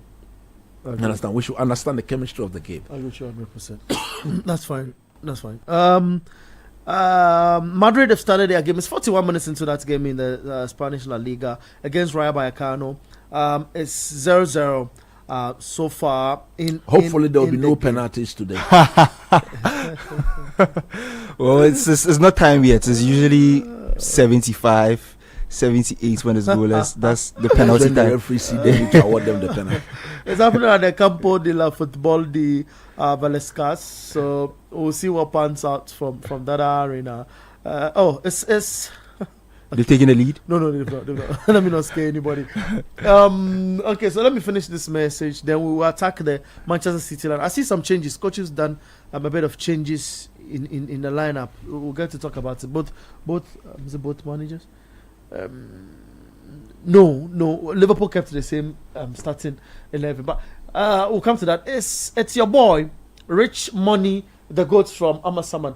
I am repping the Reds, a die-hard Liverpool fan. I'm predicting a thrashing for Manchester City 5-0, no questions asked. And then Haaland might wanna stay in his hotel room because Virgil van Dijk and Konate gonna lock him down. Haaland never scored at Anfield, and I don't see that changing. The match is not but the match is at the Etihad. It's at the Etihad. By the way, Charlie, a big shout out to Obed of Glyco. Obed of Glyco, one of the very tough Manchester United fan. He sorted the guys out today with proper lunch. Today? Yeah. Like as you are sitting on as I'm sitting, your lunch is sorted. Fantastic. It's the same gentleman who came. Yeah, the same gentleman. Solid guy. Obed. Shout out to you. Solid guy, Obed. Charlie, we appreciate you. And he said, big shout out to the team. Fantastic. He's asked me to get some extra information about the team. He's a big guy. See, when you have a Man United fan fall in love with the program, I just want United to be winning. If we are winning, that is not what the Arsenal people are doing. And I'm waiting for them to win the league before I talk. Like that. You've almost 20 something you don't want. It's crazy. If my team starts winning, do you know the people who will call me? It's celebration time. Do you know the people who call me? It's celebration time. I'm just trying to do this. I live with them so that I will stay in touch with reality too. Ateta too is misbehaving. I'd rather pray for them to start. But yes, I really understand, Coach. What Ateta did the last 10 minutes was quite disappointing. You're going to look at it again. Because we're so pissed. Because when I was watching the game in the newsroom, I was watching the game with Kennedy, and after Arsenal scored, I was like, "There's no way Arsenal don't win this game." The way the game was going, the trajectory of the game, I was like, "There's no way Arsenal don't win this game." So Charlie, big punch out to Obed. Obed and the guys. Charlie, God bless you. Solid guy. United for win. Inspector Esbontain and all those guys who support Man. You see, normally on Friday I tend to give them shout out. Those are true Manchester United legends. 100%. Very soon you see. Once the team starts, like everything you say, the next 5 games. You should take like another 11 points. Every 5, 11 11 out of 5. 11 out of 5. You see where that will land us. Magic in town. On YouTube, we've got a few messages as well. Sweet Kwame is back. He says, I have been a Sports Panorama fan since day one on the radio station. We are grateful. Villa and Martinez are gradually picking up. Yeah. It's strange. Because I can say, Adam be rapper. You do all. Yeah, Adam is a rapper. You have no idea. You said the page is what again? FJACE on all streaming platforms. Yeah, check him out. You will love it. Koftown Baby says, yesterday was draw match. Only Chelsea recorded a win in the PL. Only cause it's Wolves. Okay. I agree with you. Ateta should have made changes to have fresh legs, cause the boys were tired from midweek. Iwaneri, Ben White, Dauman, they will all draw fouls. Don't know what that means, but it's fine. El Cid Josiah ISS, we are beating Liverpool by 3-1. Chucky to score today. For once, I agree with Coach. That last few minutes, we were all complaining. He did the substitution, and the message was so clear that we are now going to defend. Retreat. You've done it. You did it previously. It worked. You did. At times it works. Nobody should get me wrong. But I said, if you look at how aggressive Sunderland played yesterday, the best way to have defended against them was to rather push them back, but not invite the pressure. True. You understand? And look at the goal that made it 2-2. Yeah. Gabriel, I think, is the best centre back in the league as we speak. Yeah, I agree with you. I think he's the best. I agree. And he's not only defending, but he's scoring goals from set pieces. Yeah. One of his attributes, he fancied the physical battle. True. But for once yesterday, he was caught wanted on that physical battle with Brobe. Brobe, where the kinky strong man. You can see. Okay. Brobe, Echo Dutch, even in Holland. Yeah. The African shop there, he goes there to buy kinky all the time. I don't know about that.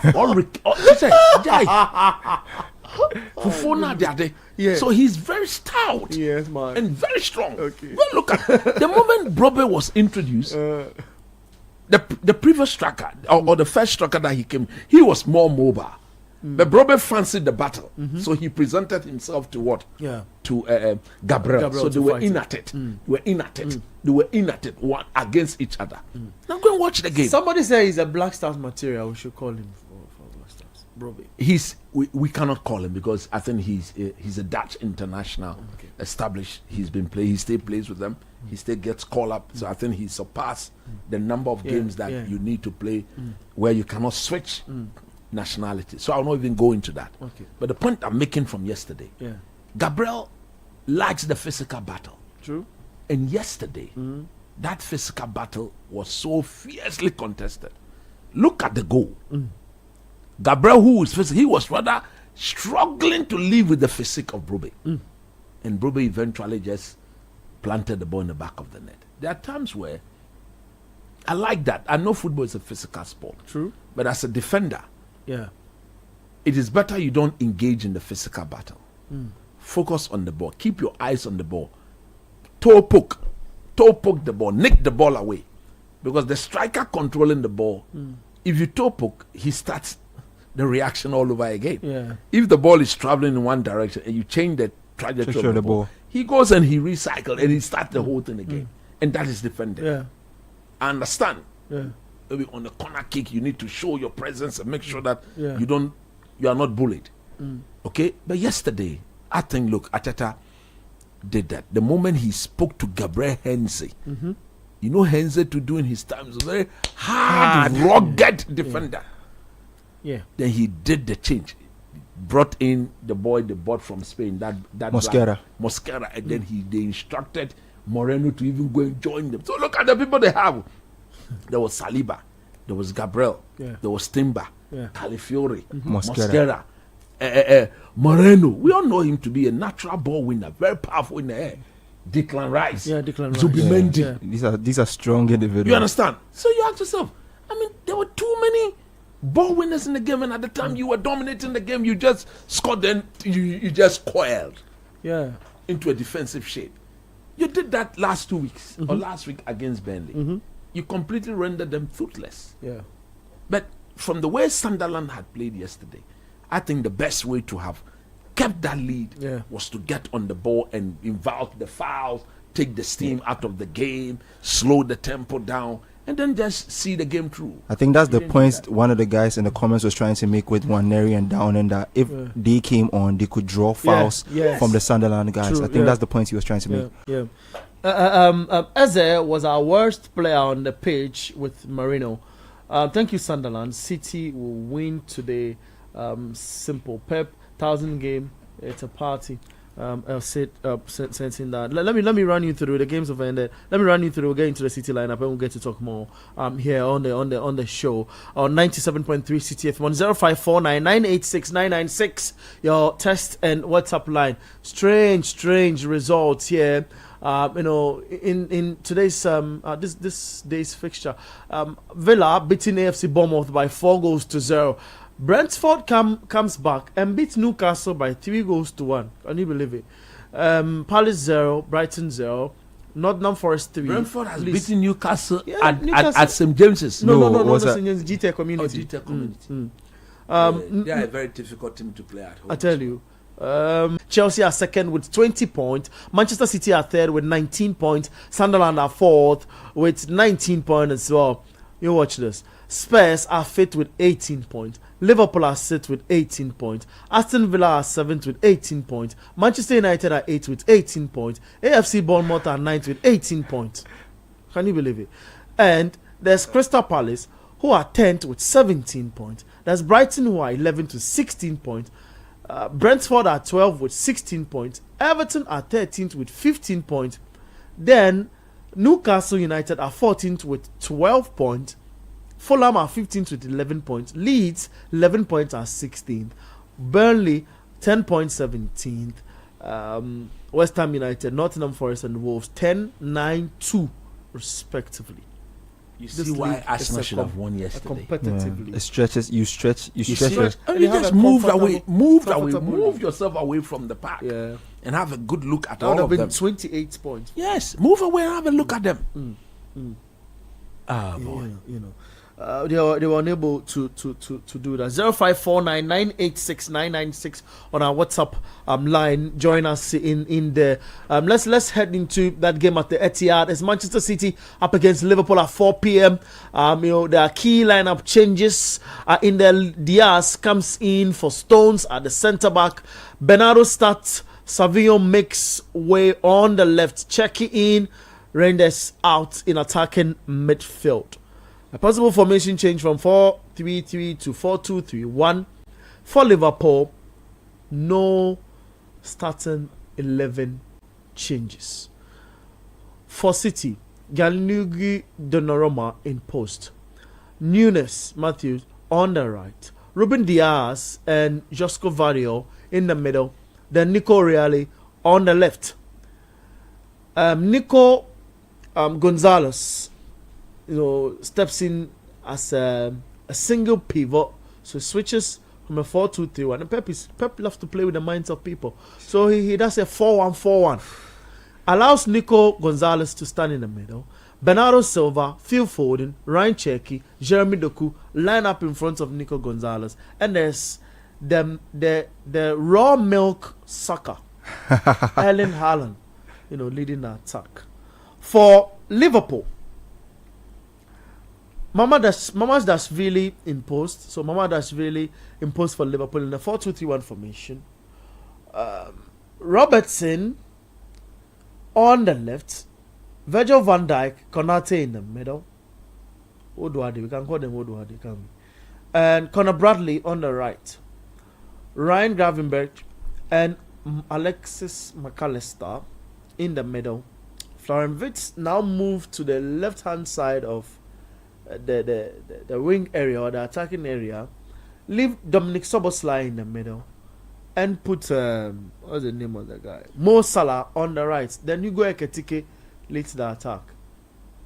I have a few this thing to switch into a 4-3-3 at a point in time in the game, but that's not mine to analyze. Coach Christopher Nimley and Adam in the state. Let me start with you on this.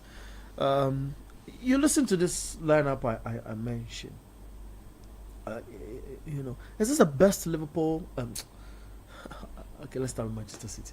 Is the best Manchester City can put out for the game? At the moment, I don't think this is a 1,000th game for a manager. At the moment, I don't think there is much he can do that will. Nathan Ake is on bench. John Stones goes to the bench. Yeah, I think if Tinjani Rangers was in better form, he will probably be somebody who can come in, but his form hasn't been the best since the very early parts of the season. So I think for how City have been playing recently, this is probably the strongest lineup they can put out. I fancy Liverpool's midfield ahead of City's today. Wow. I think Liverpool's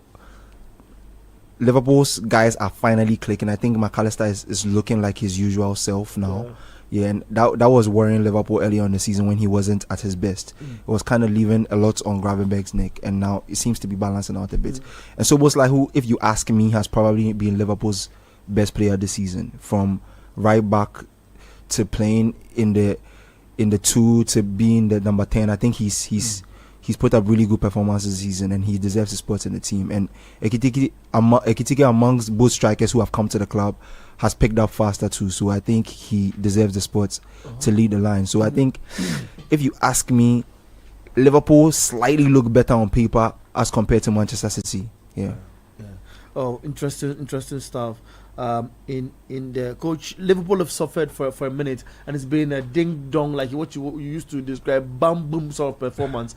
The coach seemed to have lined up on paper. They look strong, but shifting players in certain positions. If you look at the workload on the team in midweek, I would have thought that he would have refreshed the team a bit.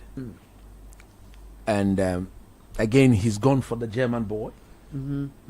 So whatever he did against Real Madrid, to him it worked. Florian Wirtz. So he's repeated that. This is more or less playing out wide left, but he'll be coming in and making it a diamond. I think he can afford to do that against City, because City themselves don't have a natural right fullback who will be making sure that he's going forward to double up on the wings. So he can afford to do that. But if you have to be playing against a team that has got a natural fullback, well, the Man City of old, where Kyle Walker was there, you cannot afford to do that. You just cannot afford to do that. But having said that, if you look at that 4-1-4-1 thing, Man City would like the game to be played at a slow pace, where they can be able to pick their passes and everything. Liverpool shouldn't budge. They shouldn't allow that to happen. Because I don't see Bernardo Silva, Foden, Cherki, is that him? Cherki, and then Doku. The four behind Erling Haaland. Defensively, I don't think they are that good. Bernardo Silva, we know over the years, has been brilliant. But the work he used to do 4 or 5 years ago. Age is catching up. He cannot repeat that. Foden and Co. He's will 31 not. now. When Pep Guardiola had that powerful team, he had the Brazilian captain and Fernandinho Silva play together. Okay, Fernandinho played together. And there were times where they were Gundogan. Yeah, He can Gundogan. afford to do Gundogan, who, Gundogan, yes, although he's a box to box, but he's also got the attribute of winning balls. Yeah. So if you look at this Man City on the board, they will be very brilliant. That is where I expect the Liverpool team to also show that. Yeah. McAllister and Gravenberg and Soboslai, they are not overly technical who like to dribble pass. Their game is built more on efficiency and effectiveness, basically doing the simple things. And I think they've got the quality. And then another very interesting matchup. I want to see how that Man City left fullback, Handel Mohamed Salah. I want to see. He too is not a natural fullback. He's not a natural but he's put up some really good performances. I think if Liverpool can isolate him, Nico really? If Liverpool can isolate him with Salah, them, Salah will eat him up. Yeah, I think Salah will eat him up because I think he's doing very well. Don't get me wrong, but because he's a makeshift left back, or left full back, the rudiment or the attribute and the skill set required to be able to match up against the quality of Salah, I don't think he's got that. So that is another beautiful battle. If I'm on a slot today, I focus more on the left, isolate the two of them, and then give the ball to Gravenberg or McAllister or somebody. Then go route one. And it should go direct to when he picks it, he should go and face the young man. I think should Salah go past him 1 or 2 times, he gets G3, there's a yellow card, he comes in. Then that's why I feel he's planted Doku in front of him. Doku will not come back. Doku is about the unproductive game, always passing his foot over the ball and not having any end product. Look, Man City, I believe they have dropped. Look at this Sunderland player. Look. What? That's no wonder the coach substitute him. Under pressure, the keeper who gave you the ball called for it back, give it back to him. Look at that. Hey, Prime Pello. Look at that. God is killing me. Prime Pello. Prime Pello. What? You understand? So, again, the Liverpool setup, Ekitike, he's got proper mobility. Proper mobility. That's true. Beautiful. Proper mobility. So I think he's going to create problems for them. And then, of course, Erling Haaland. Virgil van Dijk and Konate. Physically, I think they will match. Is the pace that Van Dijk may not be able to live with. So I would throw him. I would tell if I'm Van Dijk, I'll invite the Konate Haaland matchup. And then I anticipate better and pick up the loose balls, and get the team to transit. I think that is what he should be doing today. But it is going to be a very, very beautiful game. Last season when Liverpool came here, Man City were no match for them. You could clearly see that Liverpool could score anytime they wanted to score. I think they beat them 2-0, 3-0 or something of the sort. So, but Man City will want to remind everybody, typical of Pep Guardiola, he wouldn't like to succumb to the same manager at home for the second time running. The 1,000 game he's managing for this football club, and I heard Alex Ferguson says he should be proud of himself having managed 1,000. Of course, he should be. How many managers have managed 1,000 games? Maybe Fergie himself in this league. Did Wenger manage 1,000 games? I think he did, because he stayed for over 10 years. I think he did. Okay, so he's gotten himself among the elite. It's an elite list, Okay, and look at the quality: Fergie, Wenger, Pep. Okay, I think Klopp would have had he not resigned. But he decided to go for the sabbatical. You see, this is the boy I was talking about. For between Sunderland and the Broby boy and Arsenal. Arsenal. If you look at the time. If you look at the time, I see every Arsenal player. They're gonna 1, 2, 3, 4, 5, 6, 7. Look at the most powerful physical defender. That's a very unorthodox finish. Yes. See, Gabriel was struggling. This is like a DJ Drogba-ish. Yeah. Yes. A typical African, like Osman, Yes. what's the name? Osimen. I mean, you Osimhen, can yeah. see the Kenke effect. You can see the Kenke effect. The Kenke effect. Written all over Brobe. Yeah. Brobe is a Ghanaian. He should stop that something. So, he's doing. look, we are in for a treat. And Man City, the two teams, in my view, will have to defend better. I've not been impressed with their defending, truth be told. They tend to give chances away. That is why, if they were to repeat that, then we'll be seeing goals galore. But this, in my view, is one of the topmost liner in the EPL. Yeah. And you want to see a proper contest. Maybe for the neutrals, they would see a proper contest to be Liverpool scores, Man City scores. No.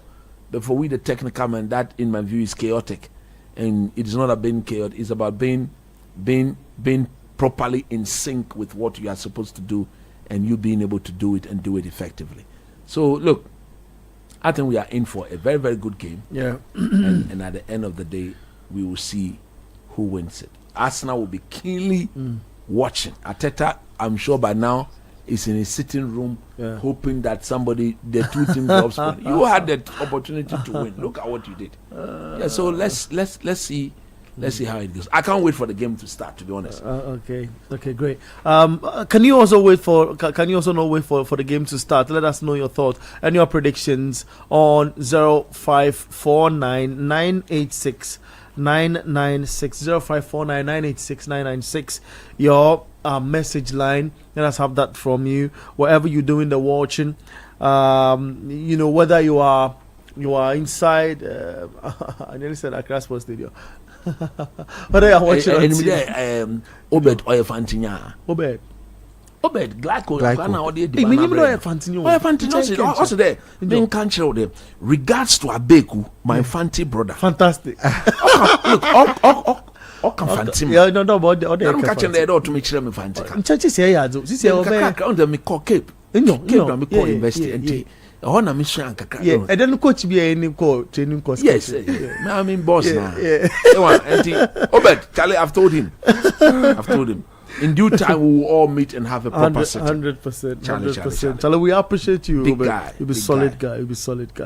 0549986996, your WhatsApp line. We'll be going to YouTube to pick your messages as well from YouTube. So drop them and let us go. Get in and let's have the fun here on the show. Sadie is at home and he's asking Charlie, the lunch, how far? Are they inside? Because yesterday they are there. Coach, are you listening? No, so he would drive and come. Like, if his name is there, then he would drive and come and take it and go. Hey, Sadie, this be hard. Oh well. So that's it. So be going through your messages. This one what? WhatsApp, yeah. All right. So he gathers that, and we'll pick it for you. So keep churning them in on 0549 986 996. What's your prediction for this big fixture?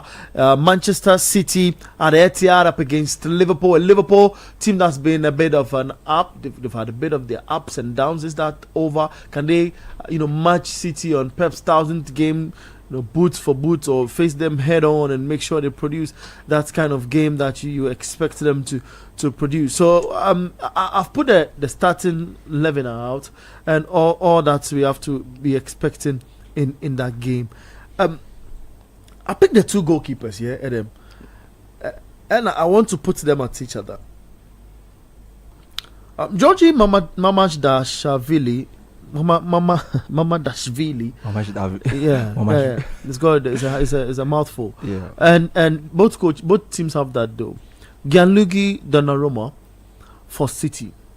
Who will be that instrumental block, because he's a goalkeeper, and make sure his team win this fixture in this game? I think when it comes to outright shot stopping, Gianluigi should edge that. I think he's the outrightly he's the better shot stopper. I think when it comes to the more progressive new age things that come with football, I think Mamas really is probably the all-round goalkeeper. But when it comes to shot stopping, but in games of this nature, you probably need somebody who can outright keep goals out. So I'll be tipping Donnarumma in this. I think he's been great since he's been at City. I mean, it was surprising that Pep went for somebody of his profile in the first place, because Pep usually likes the goalkeepers that can caress the ball and can pass the ball to and can contribute to the build-up and almost act like a third centre back, I should say.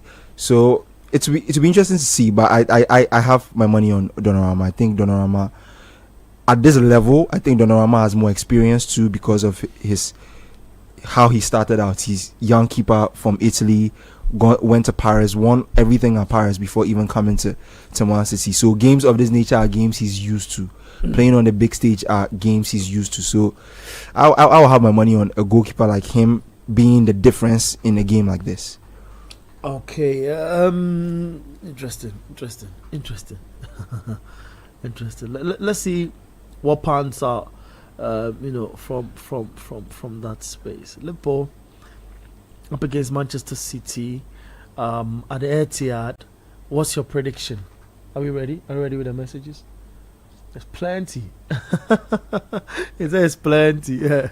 It's crazy. It's crazy the number of messages we read on this show. But keep them coming on 0549 986 996 0549 986 996. I'll push you to predict a score line for this game. Are you able to do that, Adam? I'll go 2 on Manchester City. 2 on Manchester City. Yeah. Wow. On Pep's 1,000. Coach. I think they are the home team. They start as favorite. But I will not be surprised if Liverpool were to win it. Wow. Yeah. Wow. Oh, the Premier League presents you with a lot of unpredictabilities and what have you. Then let's get onto the lines and speak to the guys, ahead of this fixture. And also reactions from Chelsea and Arsenal's game. Coaches highlighted areas in relation to that game and the United game. So the United game, if you give me my way, I'm putting Zexi in the game. I'm not a fan of Zexi, but I'm putting but for Šeško's injury, if he didn't get injured yesterday, the next game I'm putting Zexi. I'll put Zexi in the game. Why? He doesn't want to play as a number 9. He wants to play as one of the number 10s. I agree, but I feel he's able to hold on to the ball.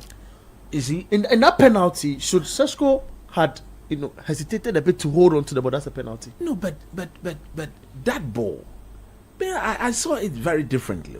Really? The goalkeeper went long. He won the ball. And then he came down. Then he adjusted his movement, and then he took off. I think Mason Mount, rather the weight on the ball was not proper. That weight on the ball should have been such that a one touch shot. You're in. But the ball was such that he needed to draw the ball into his path. Yeah. And he was running against, I think, the fastest defender in the league. That Dutch boy, Van der Ven. He's the best recovery of a defender I have seen in modern time. I think I can put him as the best defender that if you get a start on him, he's got the legs to catch you. Okay. So what did Van der Ven do? He dived and then just took the ball off the toe of what? Šeško. How do you blame the striker for that? Okay. So I saw things different. I mean, we've seen Zeski in similar, where he's the very lethargic and slow. Okay. And then look, he's going to come good. For me, when he's in the team, he allowed Man United to play differently. True, I agree. Build up, route one. Look at the game against Chelsea. Yeah. He gives Man United options. Maybe one of the off days for him. So he will come good. Maybe one of the off days for him. It's still Madrid 0, Rayo Vallecano 0 in the La Liga Santander. I put the numbers out now. 0539. I didn't even mention it now. People started calling. 0539 986 996. 0539 986 996. Your call line, and 0549 986 996. Call now. Let us have your thought as well in relation to today's game, what's transpired yesterday, and all of that. Let's get onto the lines and talk a little more. Have the fans involved. So in a minute, the City game will be starting, and we'll get to talk about that. Hello, good evening. Your name? Where are you talking to us from? Hello. Yes, my man. Yo. Ima? But we didn't mention about this time. We listened to City in 2009. No, right now we will tell right numbers. Now people who are I agree with you, but the people who are listening who are fresh, they want to know as well. Every time they record it, show the number. Okay, I agree. I just have to say, okay, phone in now, then we go. That's fine. Show the number. All right. All the City number, I get up for a photo. It was all. Charlie, you guys are doing a wonderful job. Charlie, but the commentary, Charlie, the team you make one and bring the commentary back. You beg, wow. Oh, Charlie, it don't be easy. It be serious money matter. Hello. No, coach is listening. Yeah, I was saying that. Look, we wish we could have done that, but I mean they are still talking. But it be huge money matter. If you get some few dollars in there where you go feel rent with too, I will go feel they bring you. Because coach, sometimes we are occupied. Like we can't watch TV. Sometimes if you put your earpiece for ears and listen to commentary, the commentary, it's like you're watching the game. Philippines, you know the Canadian commentators are it is pure commentary. Like you don't watch the game. You see. So we beg what? Beg you put the knowledge together and make the commentary. Point well made. Thank you very much. Thank you. After United here, Charlie, we did hear people, we did hear players, because our squad is too lean. You see, the squad is too lean, and our coach doesn't trust some of the players. Someone like Kobe Menu and Ogate. But no, Menu was injured ahead of the game, though. For Ogate, I'm sure that he say in his mind that he's got Ogate, I know he's 40. Which kind of Ogate is this? Because the guy if you're watching Ogate in the game, like, if he's coming on the field there, then I'm scared because the guy is not that. He's not good. Not good. Yeah, that's not good. And he doesn't trust Kobe Menu. That's why. And that guy point well made. It's about the work rate of Kobe Menu. It isn't that he doesn't trust him. Kobe Menu hardly win the ball of the opponent. He wants to be given the ball. But in the modern football, every midfielder, look at Bruno Fernandes. He's not a number 8, but he's working hard. He's putting in the tackles to at least win some balls. And Casemiro is happy having Bruno alongside him.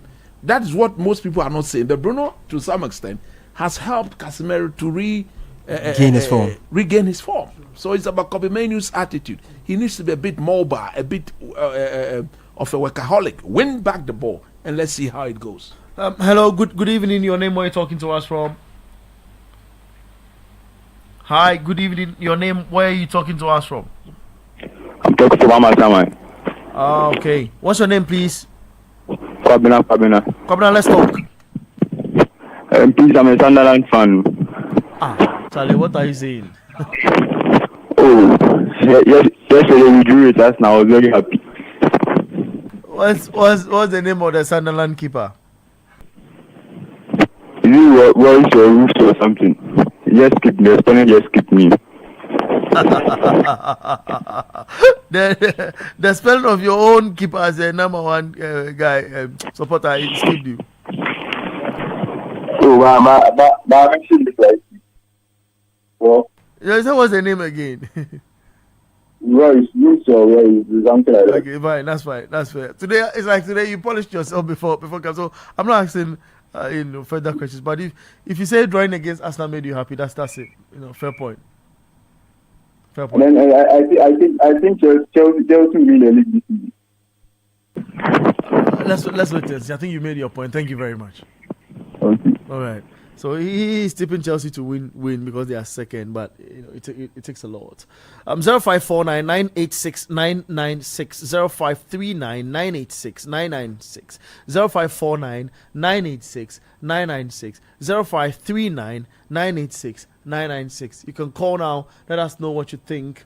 The game has already started. It's 3 minutes into the game. It's Manchester City 0, Liverpool 0. The last game for this afternoon, and you get to talk to it. Hello, good afternoon. Your name, where are you talking to us from? My name is Double Kenneth. I'm calling from Akumadine. All right, Kenneth, let's see. Which football fan are you? I'm a Chelsea fan. Great. What you saw in your game yesterday, did that please you? It was a very good game, and Maresca, as we all know, is a very good manager, and I think he should give opportunity for William Festival so that the boy can flourish in our team. And let me make this point: Teta can win the league with this Arsenal team.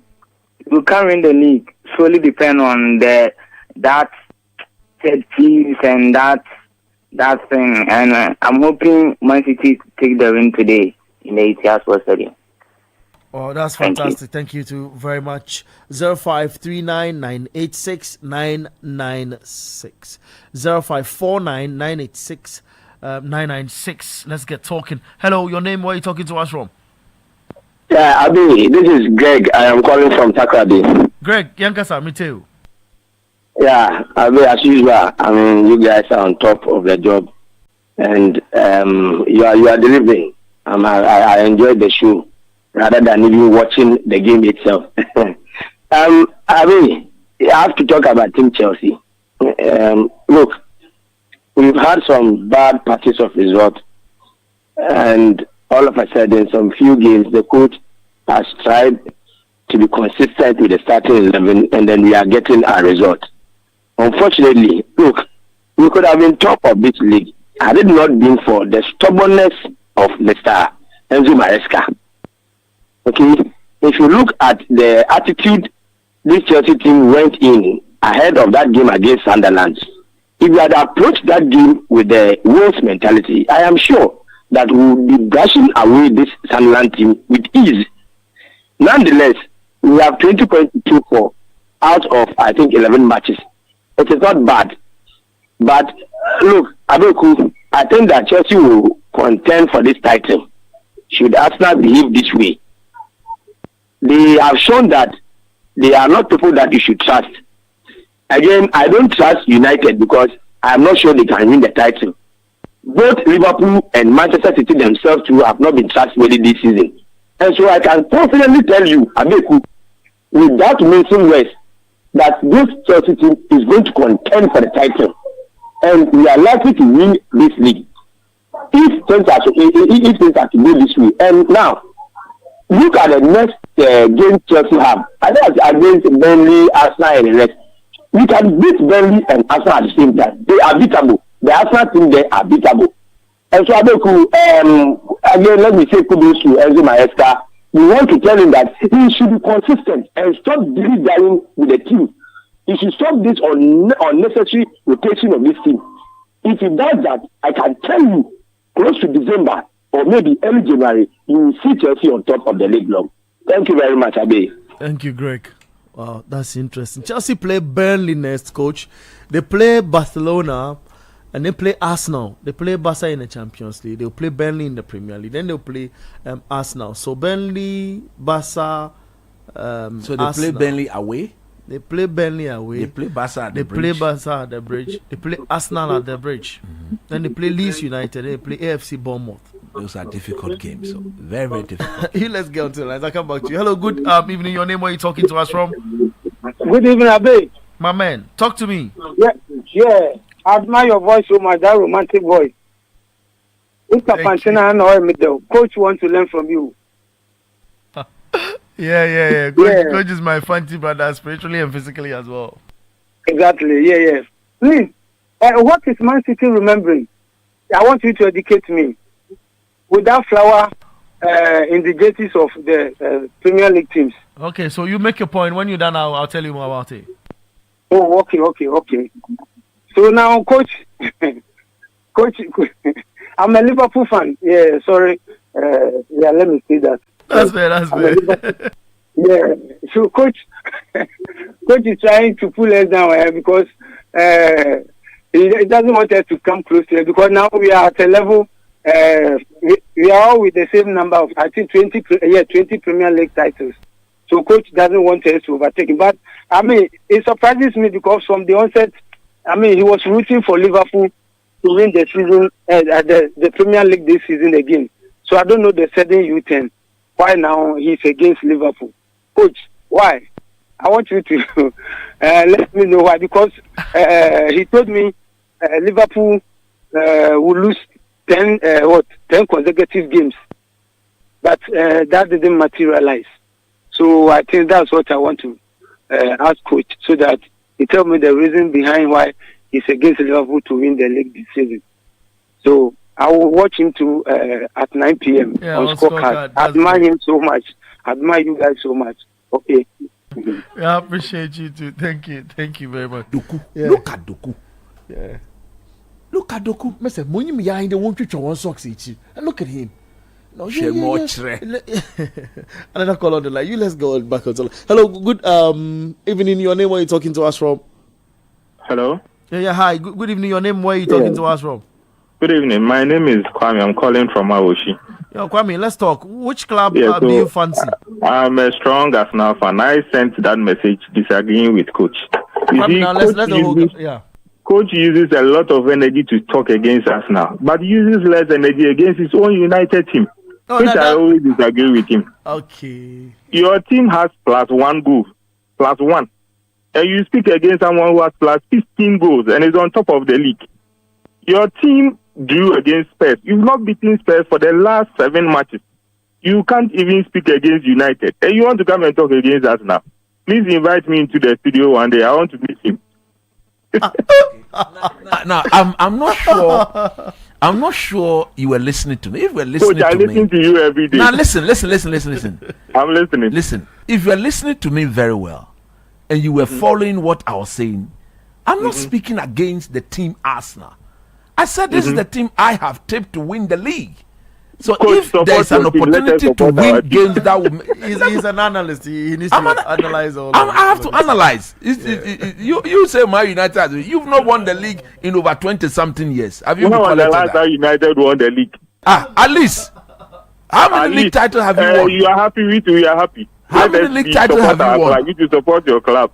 Arsenal is not our peers. They're true Arsenal supporters. They know that they don't compare themselves to Manchester United. So you make your point. I'm always unhappy if a team that finished 15th last season wants to castigate us now. Let Liverpool and Man City talk. You shouldn't be talking. Continue arguing with West Ham and co.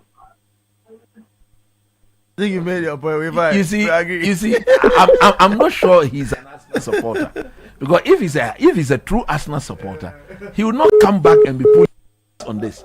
Every true Arsenal supporter agrees with what I said. You shouldn't be drawing that game. Man United, we all know, is not up to the level of Arsenal. I've sat there and I've said it. But in your best levels, you are not winning the league. When Man United were at the top level, we're winning the league with cheeky ease. That's true. Let's get back into the lines. Hello, good evening. Your name, where are you talking to us from? My name is Michael from Kutubabi. Michael, let's talk. Which club do you belong to? Man City has a penalty. Man City have a penalty now. Yeah, let's talk. Yeah, I'm an Arsenal fan. Great, let's talk. We are listening. Yeah, the penalty has been saved. I agree perfectly. I perfectly agree with coach. For the first time, you see, the mistake that. Yeah, sorry about that. So Manchester City had a penalty. The goal machine for City, Erling Haaland, on the 12 minutes, decide to kick the ball into Mamardashvili's hand. So it's still 0-0 at the. That was a brilliant save. Etihad. Hello, good evening. Your name, where are you talking to us from?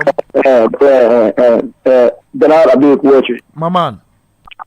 I beg the Arsenal fan will call. See, the way you tell me right now, you know in the league since 2004, you come to compare yourself to United. Like seriously, you bottled the league 3 times in a row. See, United will never bottle the league when it's at the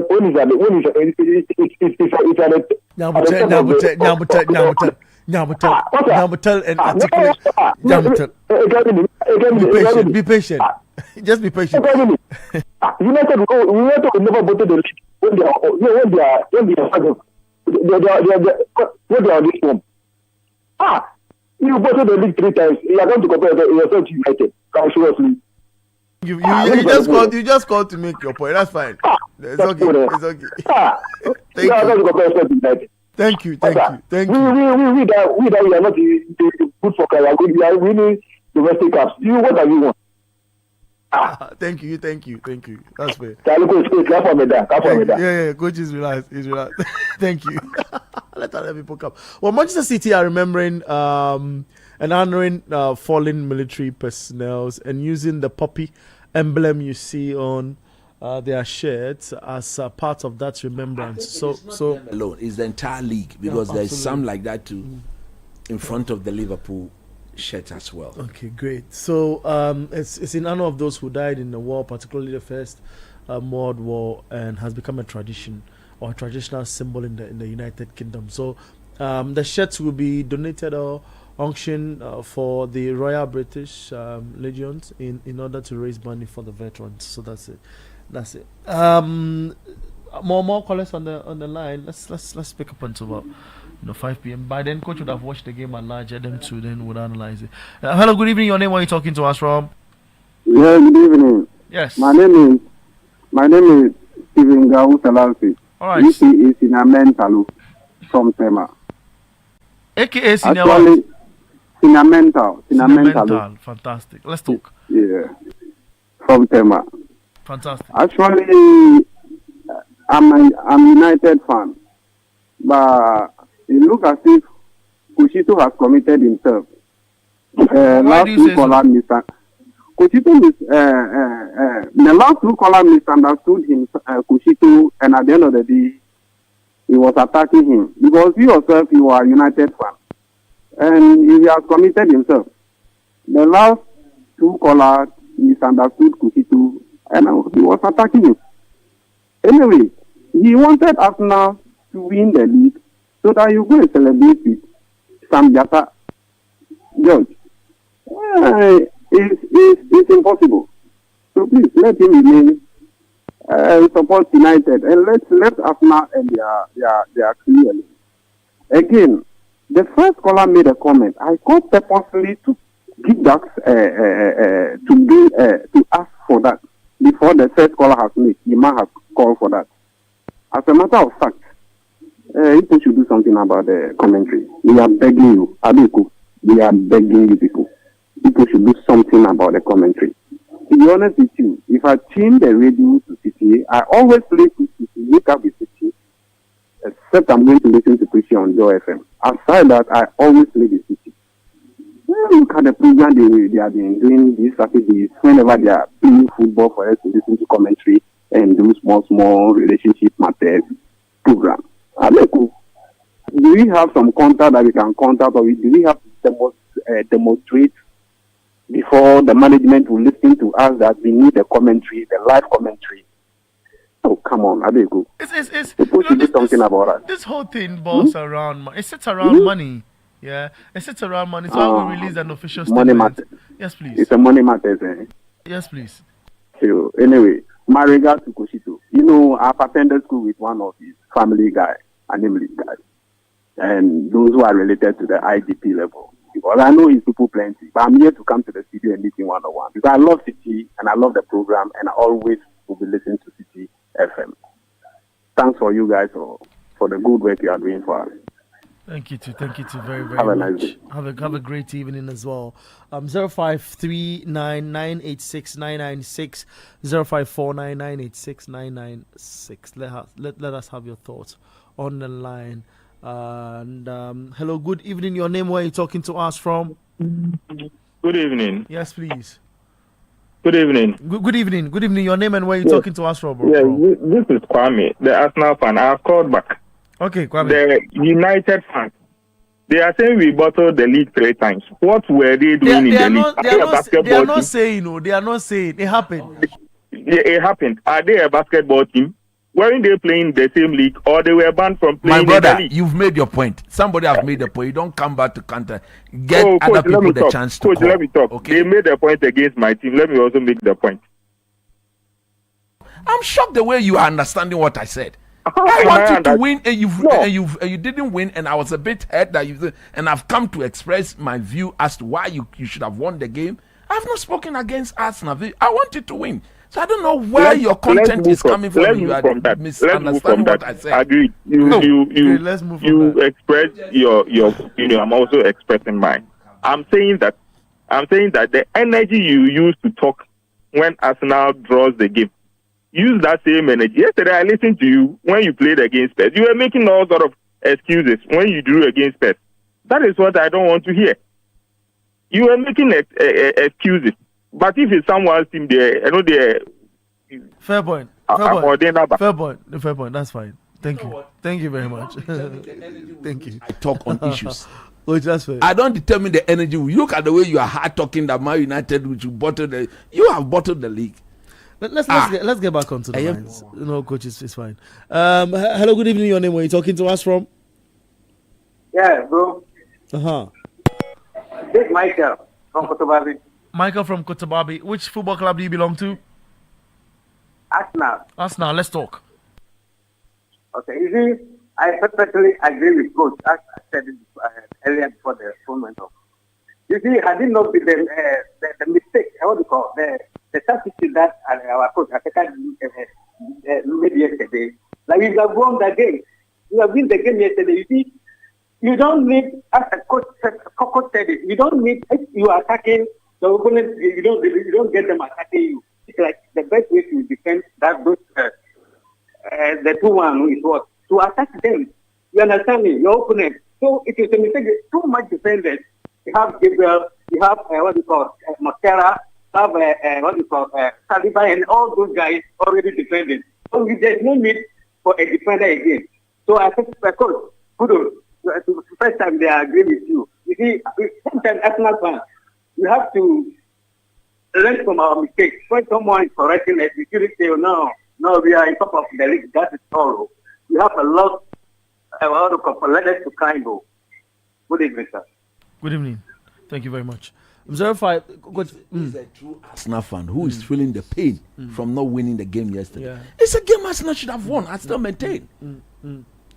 It's a game Arsenal should have won. I still maintain. Yeah. So I don't know why the other caller is so It's right. Let's get more close to the line. Hello, good evening. Your name? Where are you talking to us from? Hi, good evening. Your name and where are you talking to us from? Hello. I don't think he's ready. Is he? I don't think. Hello. Hello, good evening. Yes, good evening. Your name and where are you talking to us from? Yeah, I'm calling from Kaswa. My name is Nicholas. Nick, let's talk. Which club do you belong to? I'm a Man U fan. United. Yeah. United.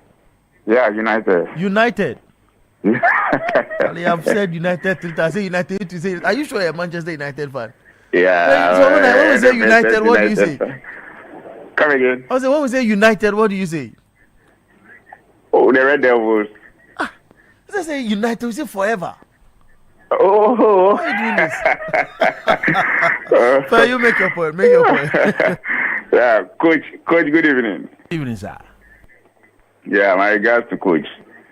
Responding. Coach has been one of the pundits that I always admire. You know, I've been following him all the stations that he's been going to. He's one of the people that I wish to meet.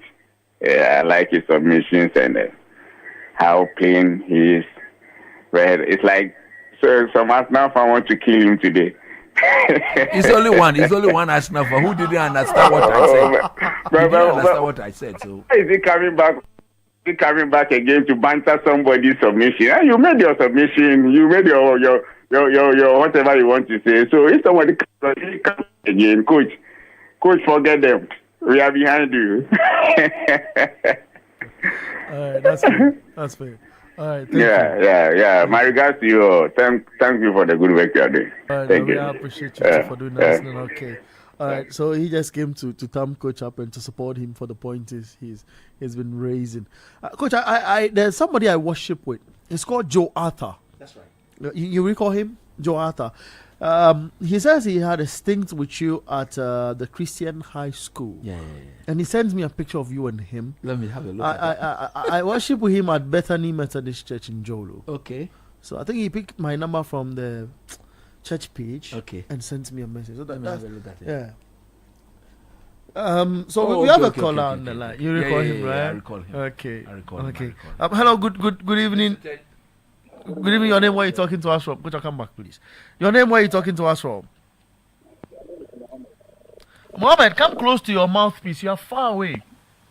I'm far away. Yes, please. So if you are using the earpiece or using your ports, disconnect it. Now it's clear now. It's fantastic. Now let's talk, Mohammed. Good evening. Good evening. I'm an Arsenal fan, but what coach is saying, he's perfectly right. Some of us, we are not coaches, but sometimes the way the practice will go, you will understand where the coach is going. So yesterday, Arsenal win the match, and then all is from Arteta. So let's all agree with coach. So, Coach Christopher Nimile. I really like the man. That's fine. I like the man. Nimli, that's fine. Nimile. I really like the man. The man is always I listen to him. Great. I'm a Arsenal fan, but I agree with him. That's great. We appreciate you as well. We'll pick the last the coach and the crew.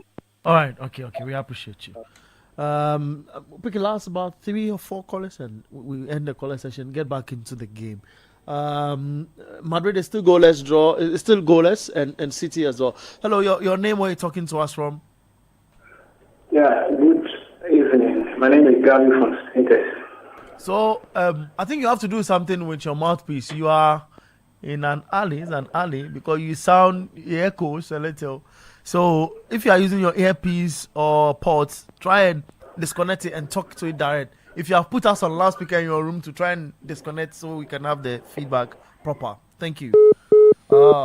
He went. I think in reconnecting, he dropped the line. So you can come back again. 0539 986 996. Hello, your name? Where are you talking to us from? Good evening. Yes. Yeah, good evening. I'm John from Sacramento. All right, John. Let's hear from you. Yes, John. Yes.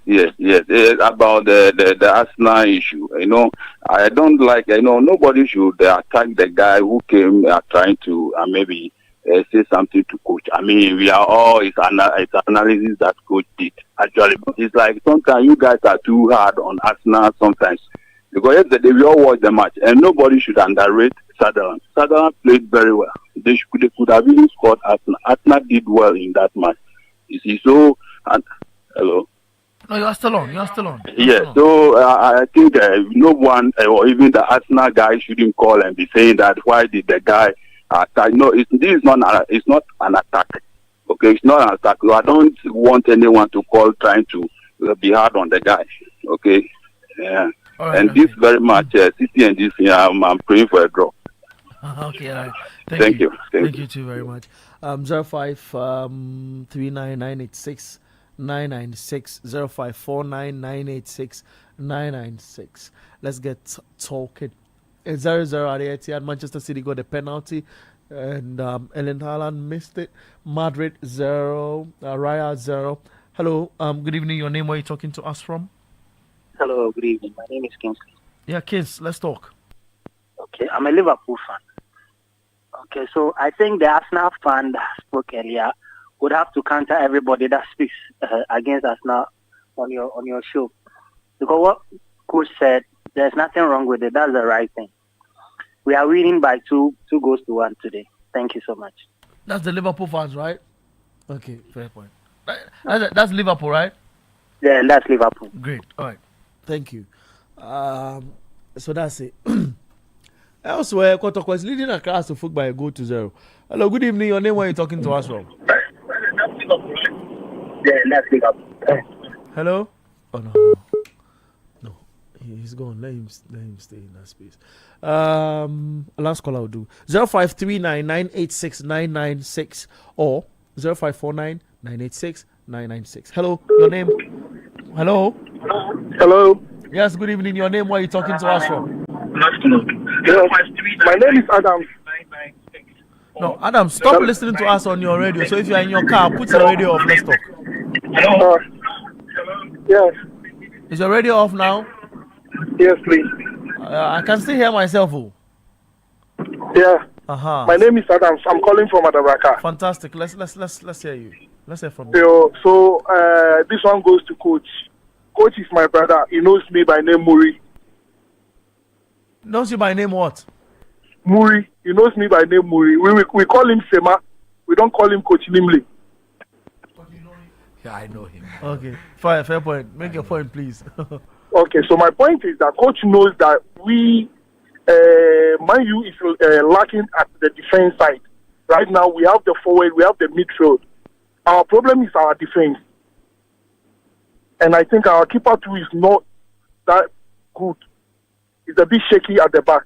Which keeper? Manchester United keeper. The new guy